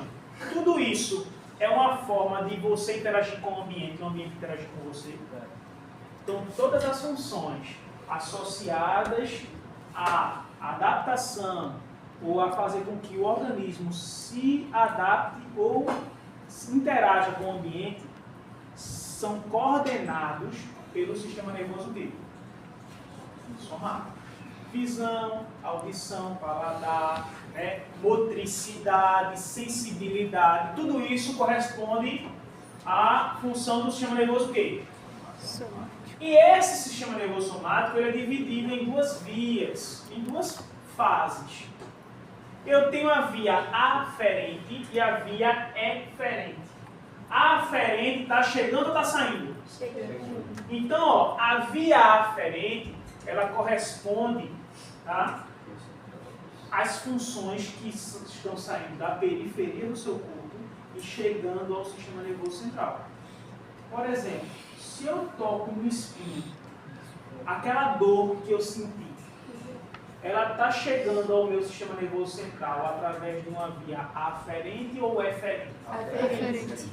Depois que eu toco, eu não senti a dor? Beleza, eu senti a dor. Eu posso dar uma resposta para a minha mão. Concordam comigo? Qual é a resposta? Tira a mão daí. Não é não? Você vai dar uma resposta de esmagar o espeto? Não.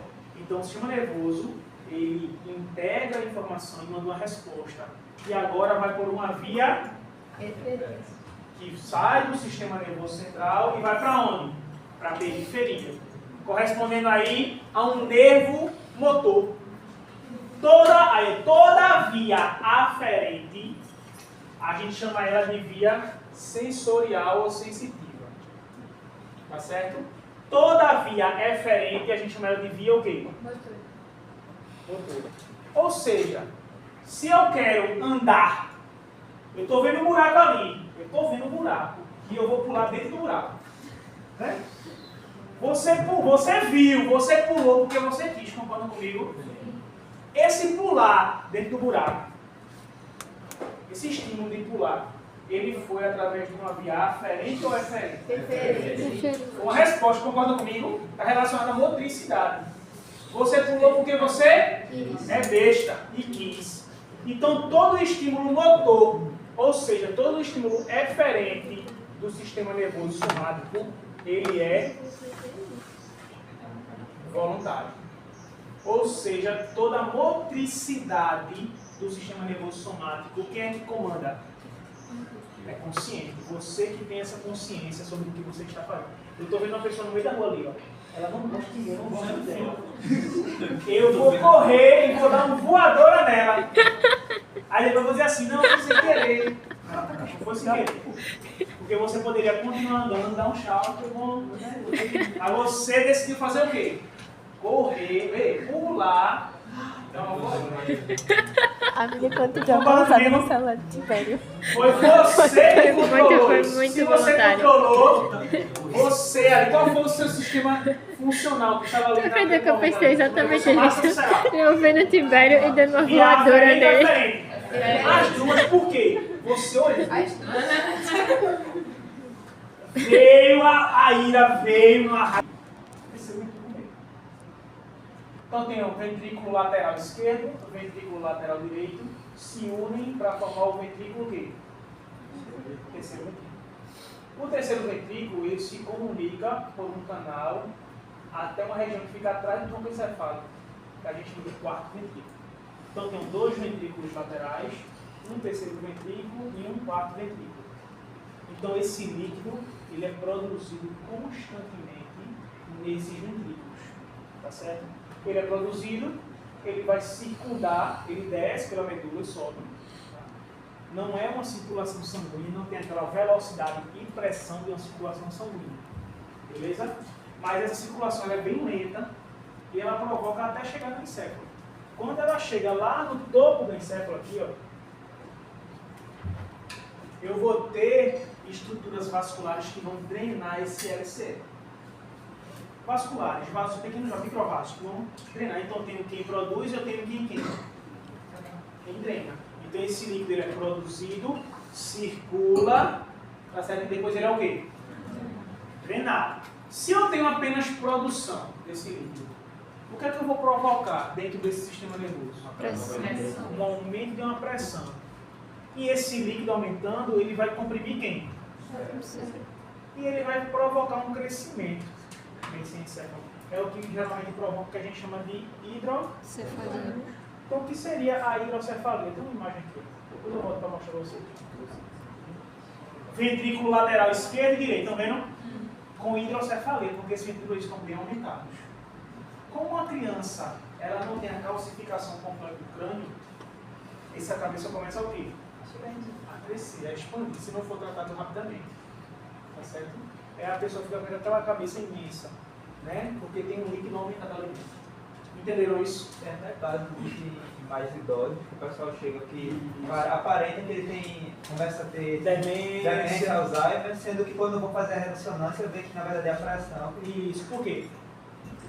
Popularmente falando, ou ocorre por uma falta de drenagem, tá certo? Ou às vezes é como se uma das comunicações tivesse entupido. Então, dos ventrículos laterais ele não passa para o terceiro ventrículo, do terceiro ele não passa para o quarto. Se tiver alguma comunicação entupida, ele vai se aglomerar em um ventrículo, ele vai expandir aquele ventrículo. Entendeu? Então veja, vamos lá. Eu tenho os ventrículos laterais, esquerdo e Direito. que vão se comunicar com o terceiro através do que a gente chama de forame interventriculares. Chega onde? Uma imagem de tomografia, uma imagem real, de um corte transversal no crânio. Estão vendo aqui esse buraquinho? São os ventrículos laterais. Beleza? Estão vendo aqui esses dois buraquinhos?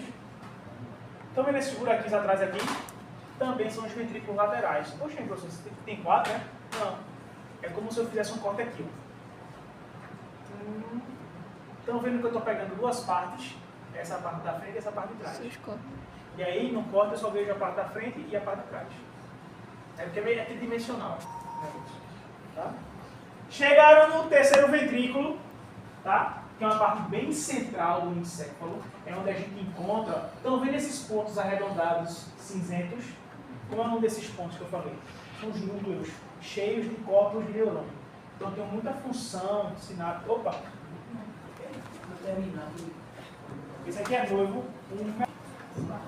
E onde é que fica localizado o quarto ventrículo? Ó, isso aqui é o quê?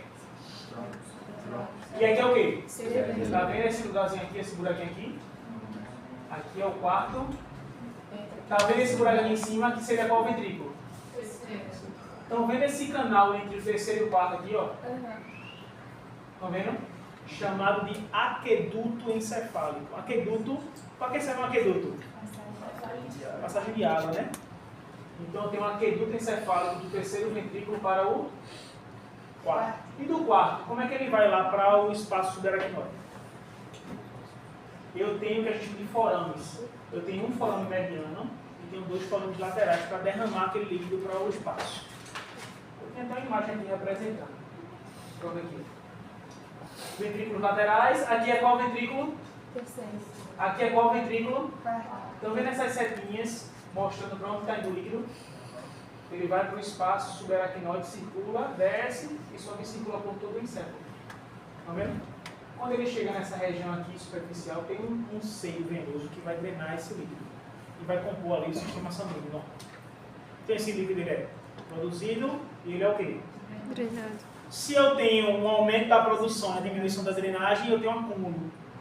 Se eu tenho um aumento da drenagem e diminuição da produção, eu tenho uma falta. Tudo isso vai alterar a pressão do sistema nervoso, o que pode provocar muitas vezes dor de cabeça. Porque pessoas, mulheres que levam a hack, depois ela... Foi o que eu falei, gente. Pessoas mulheres. É porque geralmente a hack tem homem também que vai fazer alguma vasectomia. Entendeu? Só engraçado. E aí o que acontece? Fica com dor de cabeça 2, 3 dias. Por quê? Quando você colocou um anestésico ali, ele mudou a pressão que estava ali, a pressão endostática. E aí ele pode alterar essa pressão, pode provocar dor de cabeça também. Beleza? Ô professor, ninguém perguntou isso. Eu lembro que eu falei que o cérebro ali não tem receptor tátil. E como é que a pessoa tem dor de cabeça? Não tem. No cérebro não tem. As meninges que são inervadas, as meninges que têm nervos sensoriais, têm terminações de dor. Então a dor de cabeça não é uma dor encefálica em si. é uma dor nas meninges que pode estar provocando aquela dor. Entendeu? Claro que pode ter uma dor central, que pode estimular diretamente a região da dor, pode, mas geralmente o terminal sensorial tem as meninges. Dúvidas? A gente viu divisão da anatomia, o instrumento é que olha só. De divisão, a gente falou um pouquinho sobre meninges, LCE. Agora eu preparo sempre essa aula para falar um pouquinho em cada órgão que vai formar o sistema nervoso central, principalmente. Só para a gente entender qual é o órgão, localização e sua principal função. Para a gente não sair daqui e chegar em fisiologia, os alunos chegarem e dizer assim, a gente não viu nada, entendeu? O que acontece muito. A gente chega lá sabendo. Então, ó, lembra da divisão do sistema nervoso central? Oxi, tô desfocado aí. Presta atenção, pô. Vocês lembram da divisão do sistema nervoso central? É dividido em quê? Encéfalo e... Tem que gritar, agora Deus. Medula espinal. Tá? A medula espinal é esse órgão cilíndrico. E por que ela tem esse nome de medula? Medula significa miolo. E miolo está onde? No miolo da vértebra. Tá? A medula, ela vai desde a região cervical, passa pela região torácica e vai até o início da região lombar. Por isso que ela é dividida em medula cervical, medula torácica e medula lombar. Dela vão sair vários pares de nervos. Lembram a quantidade?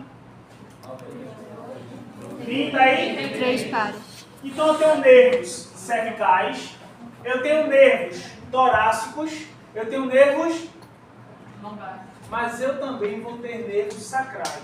Professor, como assim? Eu não tenho medula, mas eu tenho nervos sacrais.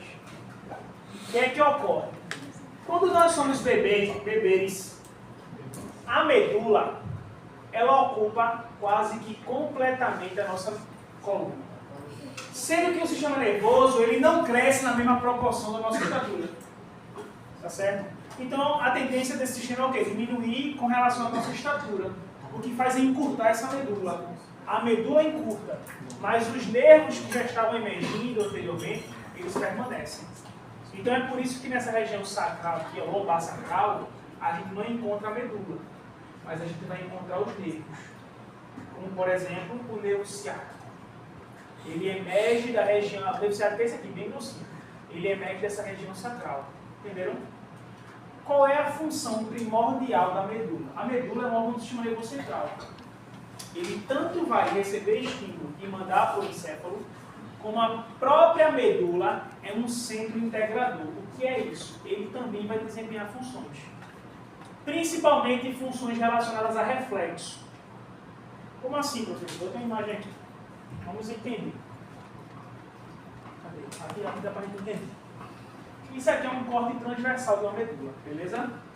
Nós temos aqui a substância cinzenta interna, formando um H, que a gente chama de H medular, e uma substância branca periférica, beleza? Da medula, cada segmento medular sai um par de nervos. De um lado, um nervo, e do outro lado, outro nervo. Tá certo? Mas vocês estão percebendo que eu tenho um nervo que sai pela frente da medula, e eu tenho um nervo que passa por trás da medula? O que é que isso acontece? A parte posterior da medula, ela é responsável pela recepção dos nervos aferentes. Aferente é o quê? Sensorial ou motor? Então, todos os nervos sensoriais, eles chegam da periferia, alcançam a medula na frente ou por trás dela? Por trás dela. Já a parte anterior da medula, ela é responsável pela via efferente. Ou seja, todo o estímulo motor que sai da medula, ele sai pela frente dela. Então aqui eu tenho um neurônio motor e aqui eu tenho um neurônio sensorial. Estão vendo? Estão percebendo? Estão percebendo que o corpo neuronal do neurônio motor, ele está na medula? Mas o corpo do neurônio sensorial, ele está onde? No nervo. Está no meio do nervo, numa bolinha, não é não? Que a gente chama de gânglio. Então o gânglio é isso. Eu não tenho o corpo do neurônio sensorial aqui dentro, não. Ele está onde? No gânglio. Diferente do neurônio o quê?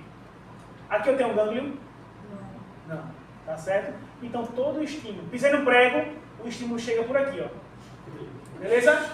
Pisei no prego. Tirei o pé do prego. O estímulo vem daqui. Passa rapidamente para um neurônio motor e você tem aquele reflexo de retirada. Já perceberam que quando a gente pisa no prego, a gente primeiro tira o pé, depois você quebrou?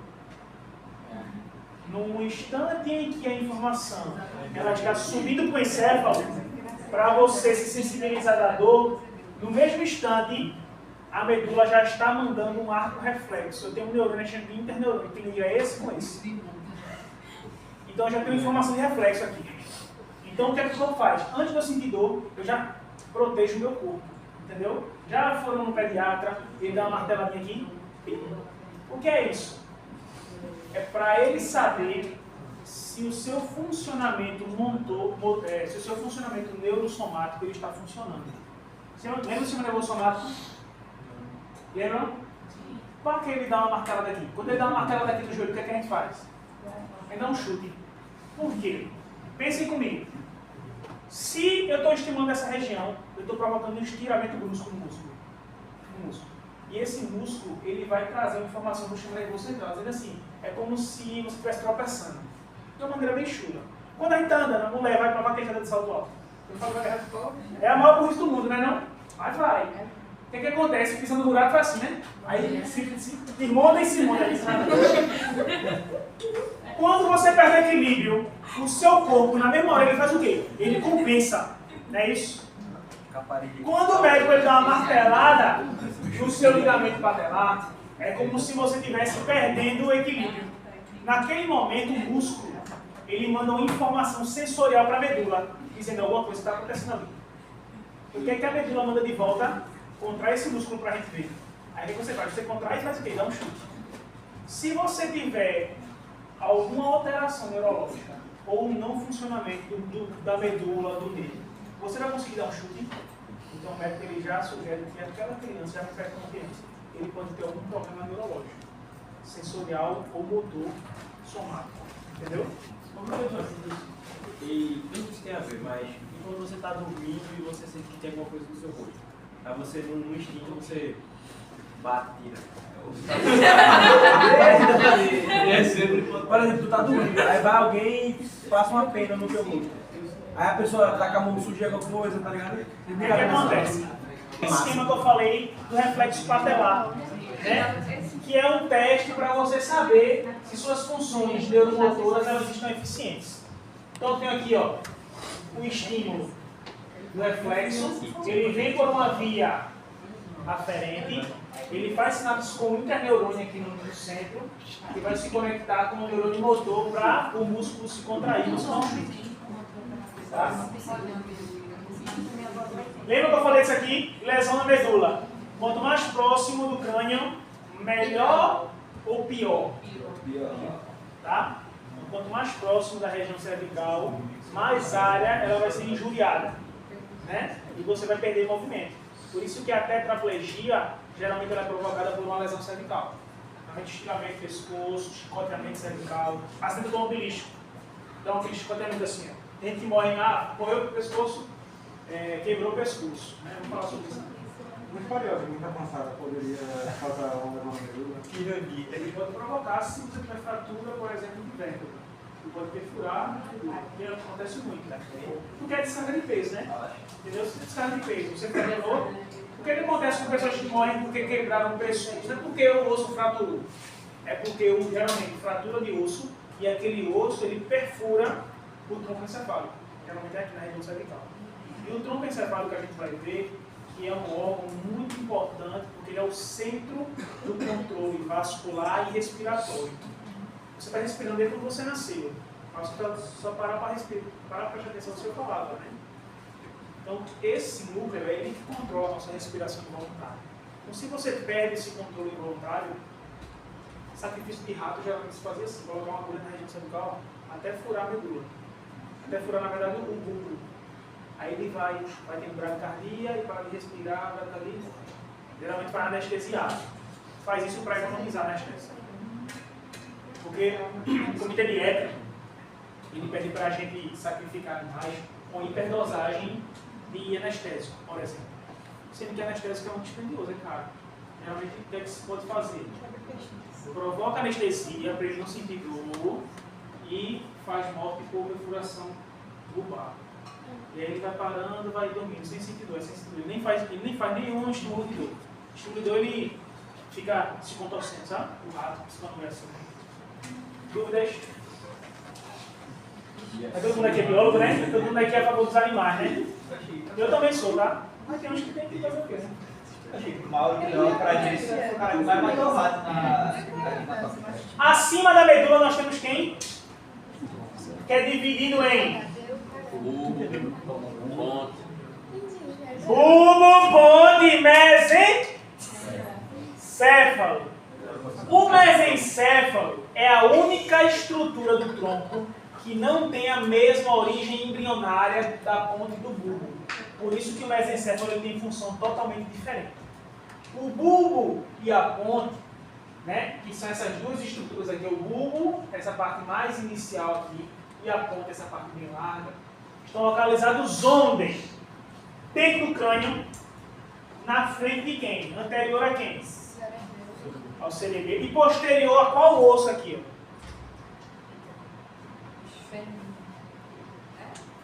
Esfenoide. Criancinha. Às vezes a gente acha que é uma coisa absurda, mas criança que vai brincar com espeto, com coisa. Às vezes o espeto entra pelo nariz, a criança morre.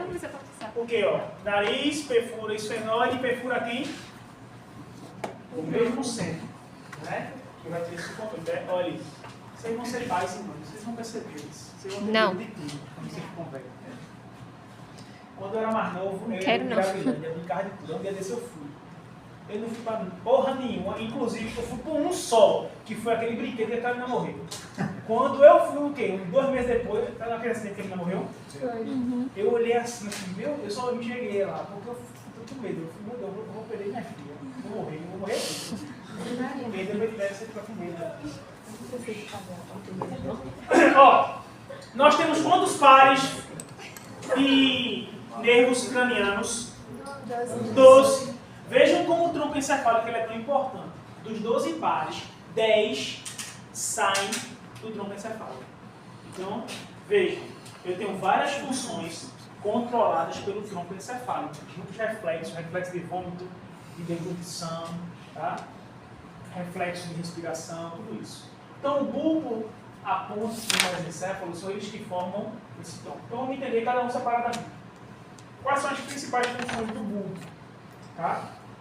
Centro da regulação da respiração, aumentar a ventilação respiratória e diminuir. Quando você está subindo escada, você sobe a escada e chegar lá em cima do escadão. Ofegante. Né? Ofegante. Você, quanto mais alto você for fazer uma trilha lá para o Monte Everest, você vai ficar bem ofegante comparando com ele. Vocês gostam de fazer trilha? Não. Vocês são biólogos Nutella, né? Biólogo de Laboratório. fazer trilha, pô. A galera do Liberdade. Eu odeio trilha. Quando você respira, você só respira involuntariamente porque você tem esse controle do bulbo e da ponte. Tá? Vai na ponte. Controle da regulação da pressão arterial. Então o centro vasomotor também está onde? No bulbo. É por isso que uma lesão de bulbo ela provoca morte. Porque você perde o controle vasomotor e o controle respiratório. Você não tem controle sobre o seu coração nem sobre o seu pulmão. E aí você vai morrer por conta disso. Por isso que você para de respirar e o coração ele vai bater até não funcionar mais.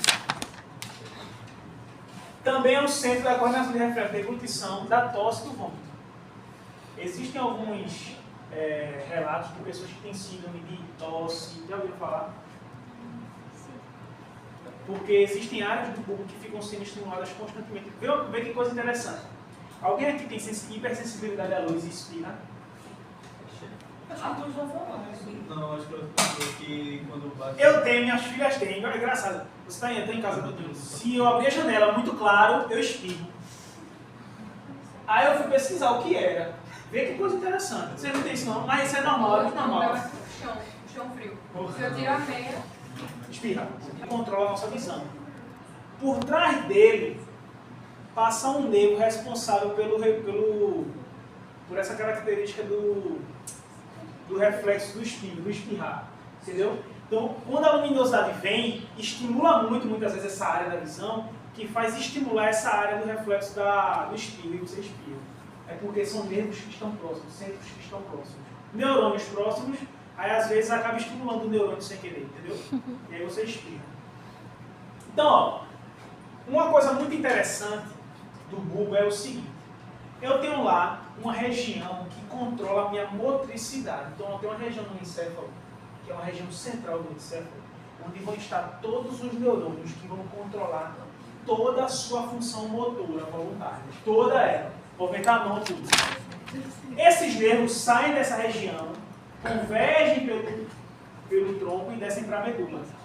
Quando eles convergem, eles formam um fascículo, um trato. Um trato é um conjunto de axônio ou de corpos de neurônio. Trato é substância branca. Então ele forma aqui, ó, dois tratos bem gordos, que são esses dois tratos aqui, ó, que a gente chama de pirâmides. Então aqui eu tenho um trato que está descendo com todos os nervos, passa 80% dos nervos que vão controlar a minha motricidade do corpo todo. Do lado direito, do lado do hemisfério direito, do hemisfério. Quando eles chegam no meio do bulbo, 80 a 70% dessas fibras, elas cruzam. Quem estava do lado direito vai para onde? Quem estava do lado esquerdo vai para onde? É por isso que alguém já ouviu falar que quem controla o lado esquerdo do seu corpo é o hemisfério direito. E quem controla o lado direito é o hemisfério.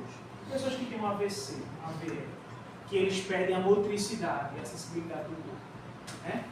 Eles têm um AVC, eles perdem totalmente de um lado. O médico ele já sabe que o acidente foi do lado contralateral, do outro lado. Entendeu? Então o acidente está nessa região aqui, para afetar essa motricidade do lado direito. Entendeu? 80% do controle motor ele vem dessas fibras que a gente chama de fibras piramidais. As fibras motoras. A ponte é o nome ponte. Ponte serve para quê? Liga. Ele liga bulbo com o cerebelo, ele liga o cerebelo com a região do mesencéfalo. Então ele é um centro de interligação. Tá? Além disso, nele vai encontrar um dos centros respiratórios. Como professor, a gente tem dois centros respiratórios? Tem. Geralmente a gente faz uma inspiração e uma... Então eu tenho que ter controle sobre músculos da inspiração e controle sobre músculos da expiração. Tá? Também está nessa região aqui. Ó. Além de participar juntamente com o cerebelo da regulação de equilíbrio e manutenção de postura. Porque o cerebelo ele é o centro principal desse controle de motricidade e estabilidade corpórea. A gente vai ver isso. Equilíbrio, movimentos finos, essa capacidade de ter controle sobre movimentos. Esse movimento aqui é o movimento mais refinado do nosso corpo. É um movimento que a gente chama de movimento de pinça. Se você pegar aqui, pode falar. Professor, como que é avaliado assim que o bulbo, a ponte, eles têm relação com a respiração e inteligência responsável? Os cientistas eles fizeram um mapeamento. O que acontece? Eles conseguiram mapear o encéfalo com base nos centros que eram estimulados por aquela função. Eles conseguem, por exemplo, a área da memória. Quando essa área da memória ela é estimulada, é como se ela acendesse naquela região, no estudo que eles estão fazendo. Então isso é demonstrado de várias formas, vários estudos até aí. Eles perceberam que pessoas que têm problema de tronco encefálico, eles têm problema respiratório, problema de vazamento. Então eles começaram a funilar com base nisso. Geralmente é com base em caso clínico. Entendeu? Tem pessoas que têm um tumor na região do tronco encefálico, um tumor. Quando eles começaram a ter esse tumor, eles começaram a ter desregulação de algumas funções. Então eles começam a associar a falta daquela função com o normal. Começam a estudar sobre isso. Entendeu? Então, ó, a ponte ela faz essa ligação entre o cerebelo, né, e o restante do corpo, porque o cerebelo é esse centro de manutenção de postura. O mesencéfalo é a única parte que não tem a mesma origem embrionária. Então o mesencéfalo está muito relacionado a como ser o centro do controle da visão e da audição. Então os nervos que vão dar movimento para o olho, ou você olha para cima, para baixo, para um lado e para o outro, você tem que ter um controle sobre a sua visão. Tá? Porque senão você olhava um para cima e o outro para baixo. Você consegue fazer isso? Né? Se você colocar um olho para a direita, o outro vai para que lado? Direito. Né? Fica um para a direita e um para a lateral, você não consegue fazer isso. Esse controle de movimento ele é dado por esse nervo aqui, ó, chamado de nervo oculomotor, e esse aqui que é o nervo troclear. São dois nervos que inervam a musculatura do olho. Se você tem uma lesão em algum desses nervos, você perde aquele movimento. Ah, professor, a questão de pessoas que são estrábicas. Geralmente estrabismo pós-trauma. Por exemplo, está lá, teve um acidente automobilístico, teve um trauma, e a partir daquele momento você ficou estrábico, provavelmente foi uma lesão nervosa. Entendeu? O que acontece? Eu tenho um olho aqui, eu tenho um músculo puxando de um lado e um músculo puxando do outro. Se os dois mantiverem a mesma tensão, o olho fica olhando para onde? Se esse aqui ficar mais tenso do que esse, o olho vai olhar para onde? Se eu perdi os movimentos desse, eu vou ter esse músculo tensionado, então só esse músculo vai puxar o olho todinho para o lado. Entendeu? É estrabismo pós-trauma, sabe? Geralmente acontece porque o nervo parou de inervar o músculo, né? E aí o outro músculo ele vai tensionar mais. Entenderam isso? Sabe o que é tônus muscular? Só vai saber o que é tônus muscular de fato quem já viu uma pessoa que teve um derrame, uma paralisia facial. Não tem? Porque mesmo a gente sem perceber, a gente está aqui com um bocado de músculo tensionado. Quando a pessoa tem paralisia, ela fica com todos os músculos flácidos. Aí fica como se fosse aquela cara derretida. Né? Então, para a gente manter, por exemplo, essa postura, manter essa estrutura corpórea, a gente tem um grupo de músculos muito tensos. E quem é que mantém essa tensão a todo tempo? Quem é que controla isso? Uma parte do sistema nervoso, como por exemplo o cerebelo, que eu vou falar já. Entenderam isso? Dúvidas? Reflexo de visão. Vê uma coisa na sua frente, você fecha o olho. Né? Quem é que faz esse controle? Mesencéfalo. Também. Quando vem um vulto auditivo, né? Que você faz? Se afasta. Né? Também é controlado por células que estão nessa região do mesencéfalo. O cerebelo do que o encéfalo em si. Tá? Então, já tem vários livros que abordam que é um órgão muito importante, até muitas vezes mais importante do que o próprio encéfalo. E por que ele é muito importante? Função de coordenação de movimentos, planejamento e execução de movimentos, eu vou falar sobre isso, manutenção da postura e coordenação dos movimentos de cabeça e olho. Coordenação de movimentos é o quê? Para a gente andar, a gente aprendeu a andar, né? Mas você anda, a gente, balançando o braço e pega, não é isso? Você anda com o mesmo braço e a mesma perna assim? Né? Você tem um balanço contralateral. A perna que vai para frente é o braço contralateral que vai. Então, essa coordenação desses movimentos, para que o planejamento ele seja de forma eficiente, quem é que faz esse controle? O cerebelo. Quando você cai num buraco que você tropeça, você não compensa o pé na hora, estabiliza. Se você ficar de um pé só, o seu pé fica assim. Porque ele fica estabilizando. Então, esse controle, ele vem da propriocepção das articulações que mandam informação para o cerebelo, e o cerebelo manda informação de volta, para você ter esse controle postural. Tá? Manutenção da postura é exatamente isso. Manter essa postura bípede, essa capacidade de ter tônus musculares em vários grupos musculares. Tá? E coordenação de movimento de cabeça e olho está muito relacionada à direção. Você tem uma capacidade de saber a posição onde você está. Entendeu? Então, se você está aqui, você fechar o olho e alguém colocar você de cabeça para baixo, você não tem a sensação de que você está de cabeça para baixo, né? Se alguém colocar você de lado, você também não vai ter essa sensação. Então, essa característica de saber o posicionamento do corpo, ele também se dá através desses reflexos, tá? Do controle de cabeça, relacionado também à audição. Você escutar de um lado, você não sabe que um carro está vindo daquele lado. Então, é exatamente essa sensação que a gente consegue. São tantas funções que você fica aqui, deu todo aqui, ó, sabe? Tem uma aula só de cerebelo. O diencéfalo já faz parte de qual região? Do cérebro. É a parte mais central. Ela é pequena, mas que tem um controle imenso, principalmente sobre a homeostase corpórea. Ou seja, é ali onde a gente vai encontrar os centros dos controles homeostáticos. É a parte central. Memória, emoções, controle hídrico, controle de temperatura corpórea, tudo basicamente se concentra nessa região. Por isso que é uma pequena região, mas é uma região muito importante. Tá? Eu vou falar por cima, só para a gente ter uma noção. O diencéfalo é essa parte aqui, ó, que corresponde ao azul, ao roxo e a esse verde aqui posterior. Tá? Ele é dividido numa região central, nessa região aqui, ó, que a gente chama de tálamo. O tálamo ele vai corresponder a uma área muito específica, onde a gente vai ter neurônios que vão armazenar memórias e responsáveis também pelas nossas emoções. Então, se você ouvir nesse assim, eu te amo do fundo do meu coração, é mentira, né? É do fundo do meu tálamo, ou hipotálamo, tá certo? Então você já vai saber que essa pessoa é inteligente, né? Pelo menos isso. Vou botar aqui. Eu leio 5 minutos antes. Ou né, do algo assim, rapidamente. Anotou. Se amostrar. O tálamo também é considerado o centro de distribuição de informações. Preste atenção nisso aqui. O que é que o centro de distribuição dos correios faz com as correspondências? Não. Ele recebe todas as correspondências e separa. Esse aqui vai para essa rua, esse aqui vai para essa, esse aqui vai para essa, não. O carteiro vai fazer o quê? Levar as informações. Não é não? Se o centro de distribuição ele separa a informação errada, a informação vai chegar no lugar certo? Não. Então vejam, no córtex cerebral já se tem mapeado e já se sabe que, por exemplo, a área occipital é a área responsável pelo controle da visão. Então, quando a informação do olho chega aqui, ó, ele tem que mandar por um nervo que vai chegar onde? Na região occipital. Ele pode mandar para onde da região frontal? Não vai fazer nada.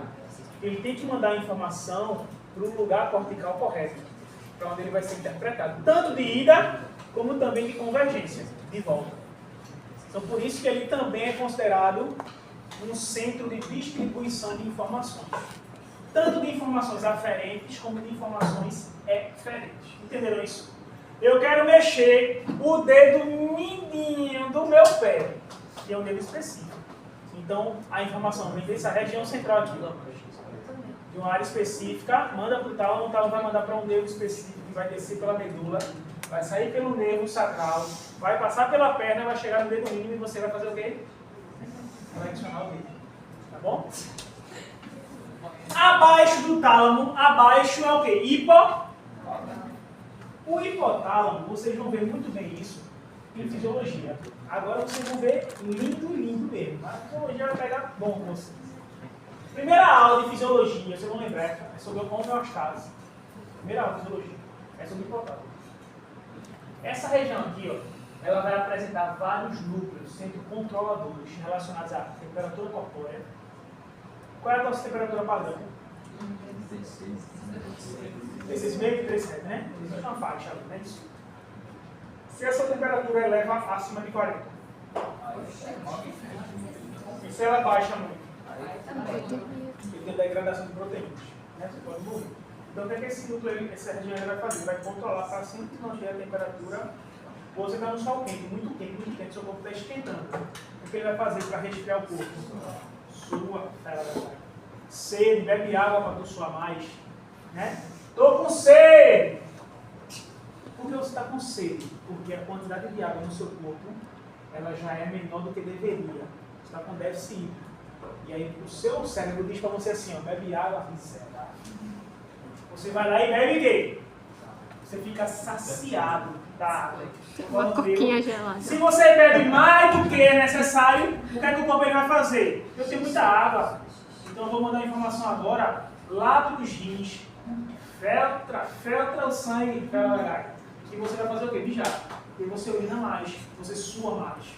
Então o controle hídrico, ingestão de alimento, saciedade e fome, também é nesse centro. Aí vem aquela dinâmica aí daqueles medicamentos que estão sendo tomados. Muitos deles, eles afetam áreas do sistema nervoso central exclusivamente aonde? Hipotálamo. E vai provocar aquela saciedade, entendeu?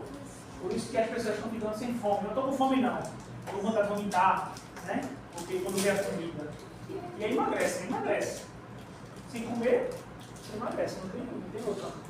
Entenderam isso? Além disso, o hipotálamo, ele se conecta diretamente com uma glândula muito importante. Que glândula é essa? Hipófise. A hipófise. Tá? É tanto que alguns hormônios produzidos pelo hipotálamo são armazenados na hipófise. Então a hipófise é a chamada glândula mestre. É ela que vai produzir hormônios que vão controlar outras glândulas. Então, por isso que esse centro hipotalâmico aqui, ó, é um centro do nosso controle homeostático. Ele controla várias funções do nosso corpo. Pressão está alta. Quem é que vai fazer alguma coisa para controlar isso? Hipotálamo. Pressão alta. O que ele vai fazer para controlar? Ele pode fazer várias coisas. Dentre ele, alterar aqui, ó, o balanço hídrico. Por exemplo, se sua pressão está alta naquele momento, né, se você alterar o balanço hídrico, sua pressão ela pode baixar. Primeiro, pressão baixa. Está muito baixa, está muito baixa. O que é que vai provocar o aumento da pressão? Rapidamente. A água. A água aumenta a pressão, né? Aumenta mais rápido do que o sal, inclusive. E a gente bota uma pitada de sal embaixo também, né? Vai aumentar a pressão, mas daqui a horas. A água, ela aumenta o volume de sangue. Se ela aumenta o volume de sangue que passa pelo mesmo cano, consequentemente aumenta a pressão. Entendeu? Tá no caso acabando. É muita coisa mesmo. Eu quis já. Não tem como dar ainda isso aqui. Eu tenho, ó, tálamo, abaixo do tálamo, hipotálamo. Atrás do tálamo, epitálamo. O epitálamo ele corresponde a uma área muito minúscula, caracterizada pela presença de uma glândula apenas, chama de glândula pineal, que produz um hormônio chamado de melatonina. Já ouviram falar em melatonina? Aquilo que você toma para dormir, que não serve para dormir. Ele melhora a qualidade do sono. Não é um zombie day, não. Não é para dormir, não. Ele melhora a qualidade do sono. Por quê? Um dos primeiros descritos da função da melatonina é ser relacionada à função do controle do ciclo circadiano. É uma glândula e um hormônio que tem presente nos animais mais ancestrais que tem. É por isso que essa área do cérebro, alguns autores dizem que é a área mais primitiva. Se você pegar uma lampreia, né? A lampreia, que é um dos bichos mais primitivos, ele já tem estrutura de melatonina, função de melatonina. Para controlar e o ciclo circadiano, a melatonina, ela não controla só acordar e dormir. Não é só isso, não. Ele controla também a reprodução. Por quê? Como é que controla a reprodução? Vocês são biólogos, porra. Como é que o quê? Você não trabalha com bicho, não, é? Não. E trabalha com o quê? Sim, botânico. Como é que a melatonina, ela controla diretamente A área mais chique e mais inteligente da biologia. Não sei se é relacionado, mas eu já vi uma pesquisa relacionada a mulheres que moram muito próximo do ato, porque elas demoram muito a entrar na puberdade. Porque como tem pouca incidência de sol, ela é o texto de maturação sexual dela. Tragam isso para os animais Eu pensei sazonais. que era biologia. Porque alguns animais, Você quer fazer eles só isso? se reproduzem em uma determinada época do ano. Verão. Só se reproduzem no verão. Por quê? Porque no verão os dias são mais longos. A incidência luminosa é o quê? Maior. O comprimento de luz vai ser maior. Isso vai influenciar no hormônio melatonina. A incidência de luz inibe o hormônio. O escuro faz o quê? Por isso que não faz sentido você tomar melatonina de manhã. Você tem que tomar melatonina aí de noite e o quê? Assim, dormir. Entendeu? Porque a melatonina ela aumenta à noite e diminui na incidência de luz. Por isso que o sono passa, como você tem lá a abertura. Quer acordar cedo, não bota as cortinas, abra todas as cortinas, abra todas as janelas. A luz do sol vai lhe acordar antes do despertador. O É instintiva, nem sei o que eu tô falando. Ao lado do tálamo lateral, que não dá para ver nessa imagem, só essa aqui, ó. O tálamo estaria aqui no meio, tá? Ao lado dele eu tenho o que a gente chama de metatálamo, que corresponde a essas duas estruturas aqui que a gente chama de corpos geniculados. O que significa isso? Vejam que eu tenho aqui o tronco encefálico. Mesmo o encéfalo que está aqui em cima, o que é que está diretamente abaixo do encéfalo?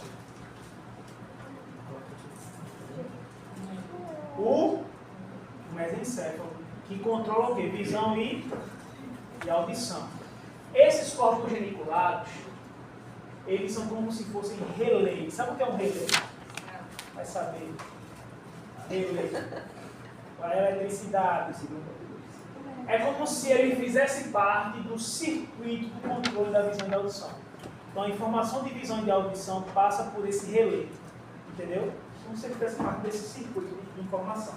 Eu tenho corpos geniculados lateral e medial. Estão vendo essas 4 bolinhas aqui? fazem parte do mesencéfalo. Vejam como eles estão próximos. Então, por isso que eles têm essa interação com a visão e com a audição. Reflexo auditivo e reflexo visual. Então, eu quero que vocês saibam aqui do encéfalo.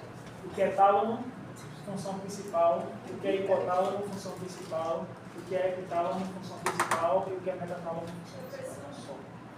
Voltando esse negócio da melatonina, tu falou que o sol inibe ela. Aí, e quando a gente vai pra praia e por volta da praia e bate aquele som, normalmente pessoas sentem. Nossa, mas isso aí já é outro fator. Isso aí já é quando a incidência solar, ela vai meio que... Como é um nome bem popular que a gente fala? Não, mormaço. Maresia?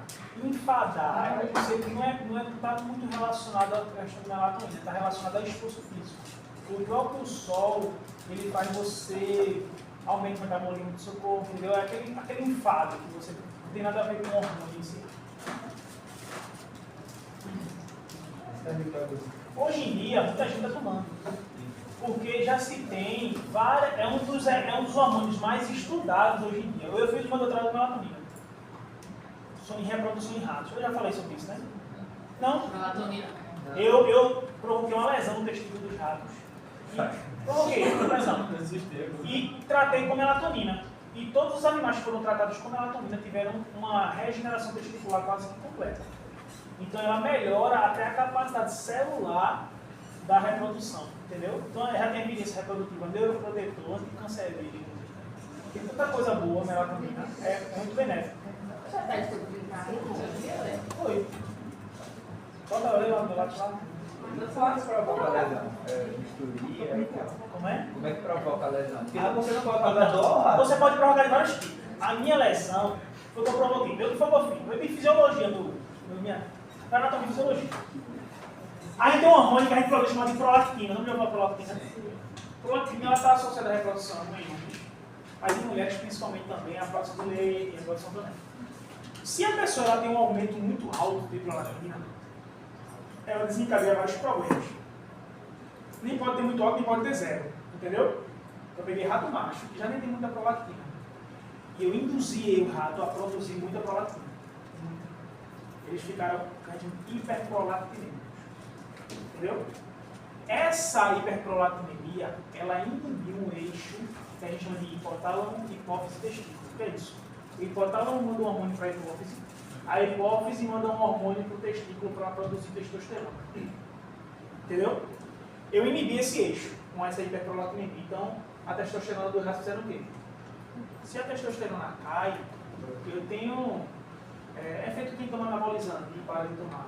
Eu tenho hipogonadismo, eu tenho diminuição de função, eu tenho diminuição da quantidade de célula testicular. Então, os ratos ficaram assim. Aí eu peguei e nesse meio tempo fiquei tratando como ela. O segredo é não parar, né, Bíblia? Eu sempre tomando. Melhorando, certo? Foi basicamente isso que eu fiz. E aí analisei célula, a partir do momento que você tomou. Aí deu certo. Olha lá. Eu trabalho, mas tudo deu certo. 4 anos. Cuidando de ovo e rato. E meu mestrado com pura coruja, com a cloaca. É só coisa exótica, né? Eu trabalhei com carijó, lá no carijó.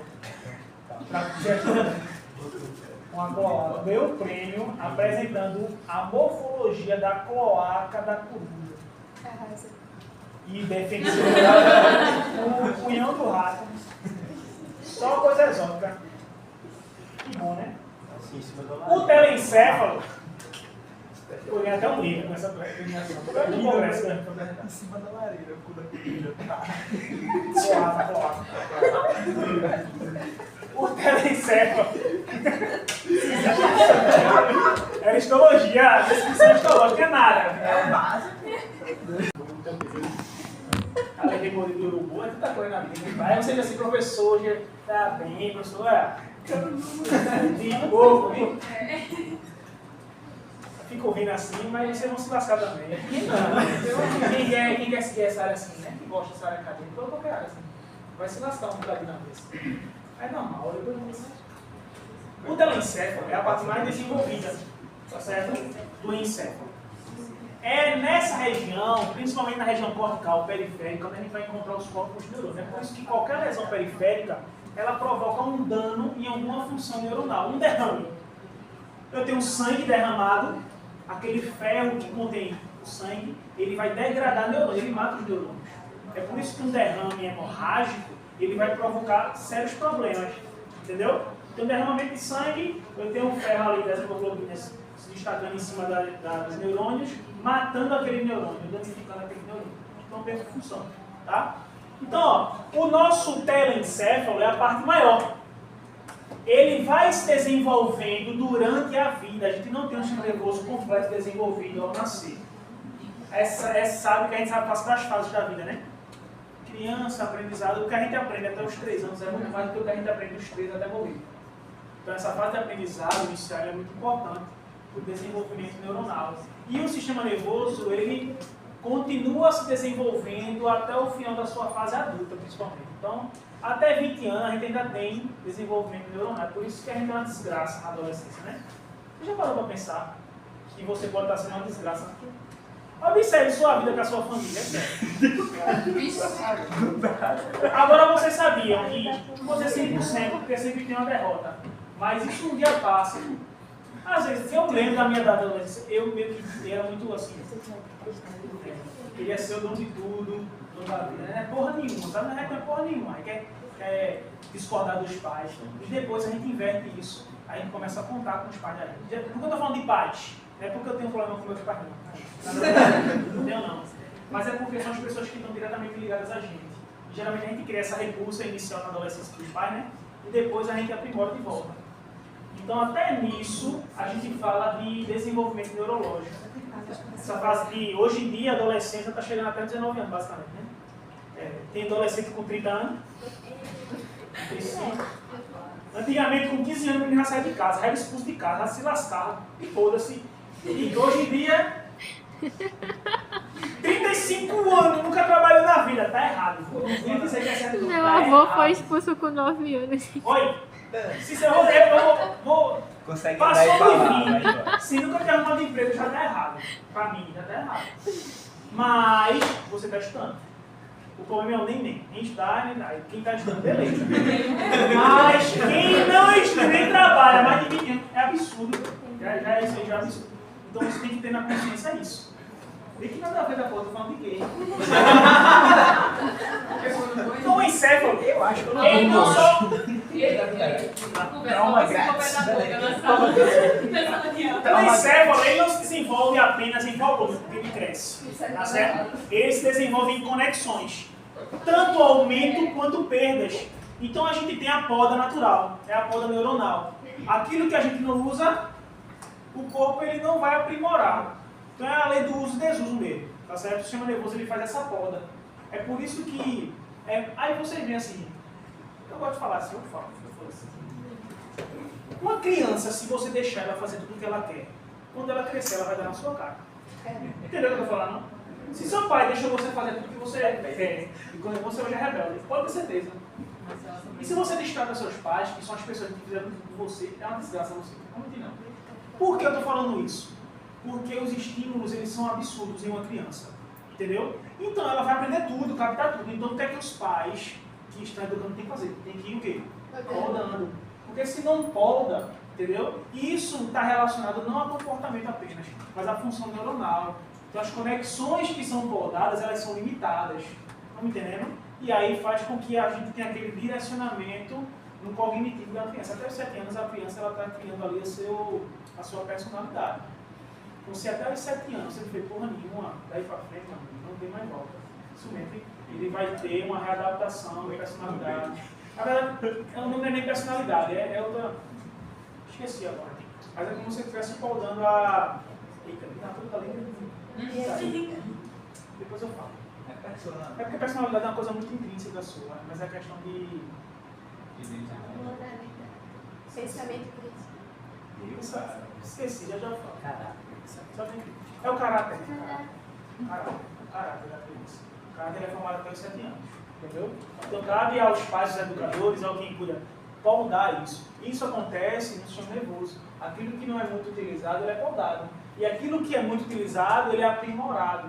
É por isso que, por exemplo, você pega uma criança de 4 anos e coloca ela em ensino de linguagens, ela vai aprender numa velocidade, meu filho, parece que chega falando. Pega vocês, o que é isso? O que é que você está falando aí, né? Entendeu? E você pega um idoso, ele não tem essa capacidade. Você pega a gente mesmo, hoje em dia, algumas pessoas já têm uma péssima dificuldade de aprender algumas coisas que a criança pegou na hora que aprendeu. Entendeu? Então o estímulo é muito maior. Tá certo? Da mesma forma com que o aprimoramento que a gente chama de plasticidade fenotípica, que é a capacidade de ter uma lesão, a criança reverter aquela lesão, é muito maior. Entendeu? Então, crianças que têm, por exemplo, problemas nervosos, quando crianças que são tratados, eles têm uma vida normal, muitas vezes. Não quero dizer, gente, que é mais nova, é mais letal.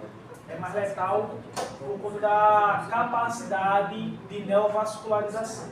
Como assim? Eu tenho lá vasos que vão irrigar o encéfalo, beleza? Quanto mais velho eu fico, a tendência é eu ter uma quantidade maior de vasos, que são neovascularizações, como se fossem chantes, atalhos. Beleza? Quando você é criança, você não tem isso. Então, uma vez, por exemplo, que aquele vaso entupiu, você não vai ter um atalho para que o outro vaso faça o mesmo trabalho. Então, muitas vezes acontece por conta disso. Entendeu? Isso acontece no centro do coração, infarto. Infarto em pessoas mais novas geralmente é fulminante. Em velho tem... Fulaninho teve 7 infartos, tá aqui jogando bola, né? Você não quer todo infartante. Os hemisférios, né, são divididos em dois, hemisfério direito e hemisfério esquerdo.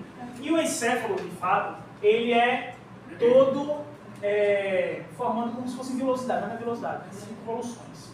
Tá? Se você pega um encéfalo de um feto, ele é todo liso. E por quê? Porque o cérebro se desenvolve em tamanho. Você vê que a minha caixa craniana, ela limita o crescimento. Então, o que é que ele tem que fazer? É como você pegar uma folha de papel e amassar ela todinha. Ela vai ter o mesmo volume, vai estar mais compacta. Concorda comigo? Então, o cérebro começa a se compactalizar, formando mais sulcos e giros, como isso. Beleza? E aí você tem esse desenvolvimento até a fase final. Como ele está em contato direto com os ossos do crânio, e ele é dividido em lobos, cada lobo recebe o nome do osso. Como é o nome do osso da testa? Então tem um lobo frontal, que é muito relacionado aqui a funções da sua personalidade. Então, as funções de personalidade elas estão associadas aqui nessa região. Tem pessoas que têm trauma frontal, que elas têm dupla personalidade, ou perderam a personalidade. Eu vi um histórico de um rapaz, ele teve um acidente e passou um bocado de tempo internado, né? Quando ele voltou para casa, pouco tempo depois, a família meio que... porque ele voltou uma outra pessoa que ele não era. Então teve uma mudança de personalidade. Já tem estudos também desse ano que algumas pessoas, serial killer, né, eles têm uma alteração de alguns neurônios dessa região frontal. Por isso que eles são diferenciados nessa forma de personalidade. Né? Lobo frontal, atrás lobo o quê? A visão, principalmente a visão, tá? O lobo temporal, com o uso temporal, e o lobo parietal. O lobo parietal é muito importante porque é aqui, principalmente no começo, a gente vai ter a área da motricidade, da sensibilidade. Então toda a função motor e sensorial, ela está nessa região mais anterior. Então, o que foi que fizeram? Pegaram o encéfalo e mapearam ele. Então tem o lobo frontal, aqui, temporal, parietal, e quando eu digo lobo temporal, eu tenho acesso a esse lóbulo bem interno, próximo ao tálamo, que a gente chama de lobo da ínsula. Tá? Então pegaram e mapearam, colocaram nomes em todas as elevações e todas as depressões. As elevações são chamadas de giros, as depressões são chamadas de sulcos. Por que nomear? Porque cada área dessa, ela tem uma função específica no controle do nosso corpo. Então aqui, ó, já mapearam mais de 50 áreas. Aqui eu tenho só algumas do mapeamento encefálico. Por exemplo, a área da fala é essa área aqui, ó, entre o lobo parietal e o frontal, chama de área de Broca, área de Broca. Tá? Então, ó, eu já falei para vocês do caso do professor de inglês, que teve um derrame. Tem um amigo meu que ele é fonoaudiólogo. E aí ele tratou de um paciente que era professor de inglês. O que acontece? Qual é a área dominante do seu encéfalo? Se você é destro, geralmente o seu encéfalo, a sua área dominante é o hemisfério esquerdo. Entendeu? Quem é destro? Quem é canhoto é o contrário. Quando você, até os 4 anos, você aprende uma linguagem, a sua linguagem materna, ela é armazenada na sua área dominante. Na área da aprendizagem, na área da linguagem. Você aprende a linguagem, você aprende a falar aquela língua. Quando você aprende uma outra área de língua, depois em adulto, você não vai armazenar mais na mesma área que você armazenou a sua linguagem materna. Você armazena no hemisfério contralateral. Então é como se eu tivesse aprendido português, né? E se eu souber inglês e motiver, eu vou armazenar do outro lado. Se eu aprendo antes dos 4 anos, eu armazeno tudo num lugar só. Esse paciente, ele teve um AVC hemorrágico que afetou a área da aprendizagem, a área da fala. Afetou a área da fala dele. E afetou a área da fala da área dominante. Toda vez que ele ia conversar com ele entendia tudo que ele falava em português, mas ele só conseguia falar em inglês. Ele desaprendeu a falar português. Porque não afetou a área da fala dominante. E por que, professor, ele estava entendendo inglês? Porque a área da fala não é a mesma área da armazenamento de informação. Entendeu? Ele sabia, você falava com ele em português, ele entendia tudo. Mas toda vez que ele ia falar, ele só conseguia se expressar em inglês, porque ele desaprendeu a falar português. Então ele ia ter que aprender tudo de novo, entendeu? Porque os neurônios que faziam aquele armado morreram do AVC. Entendendo como é o negócio? Está bem complexo nesse sentido. Alguma dúvida, pessoal? Na minha, é isso, daí não. Aqui é só para mostrar como é as conexões da periferia para o centro da periferia. Eu não preciso prestar atenção, mas nem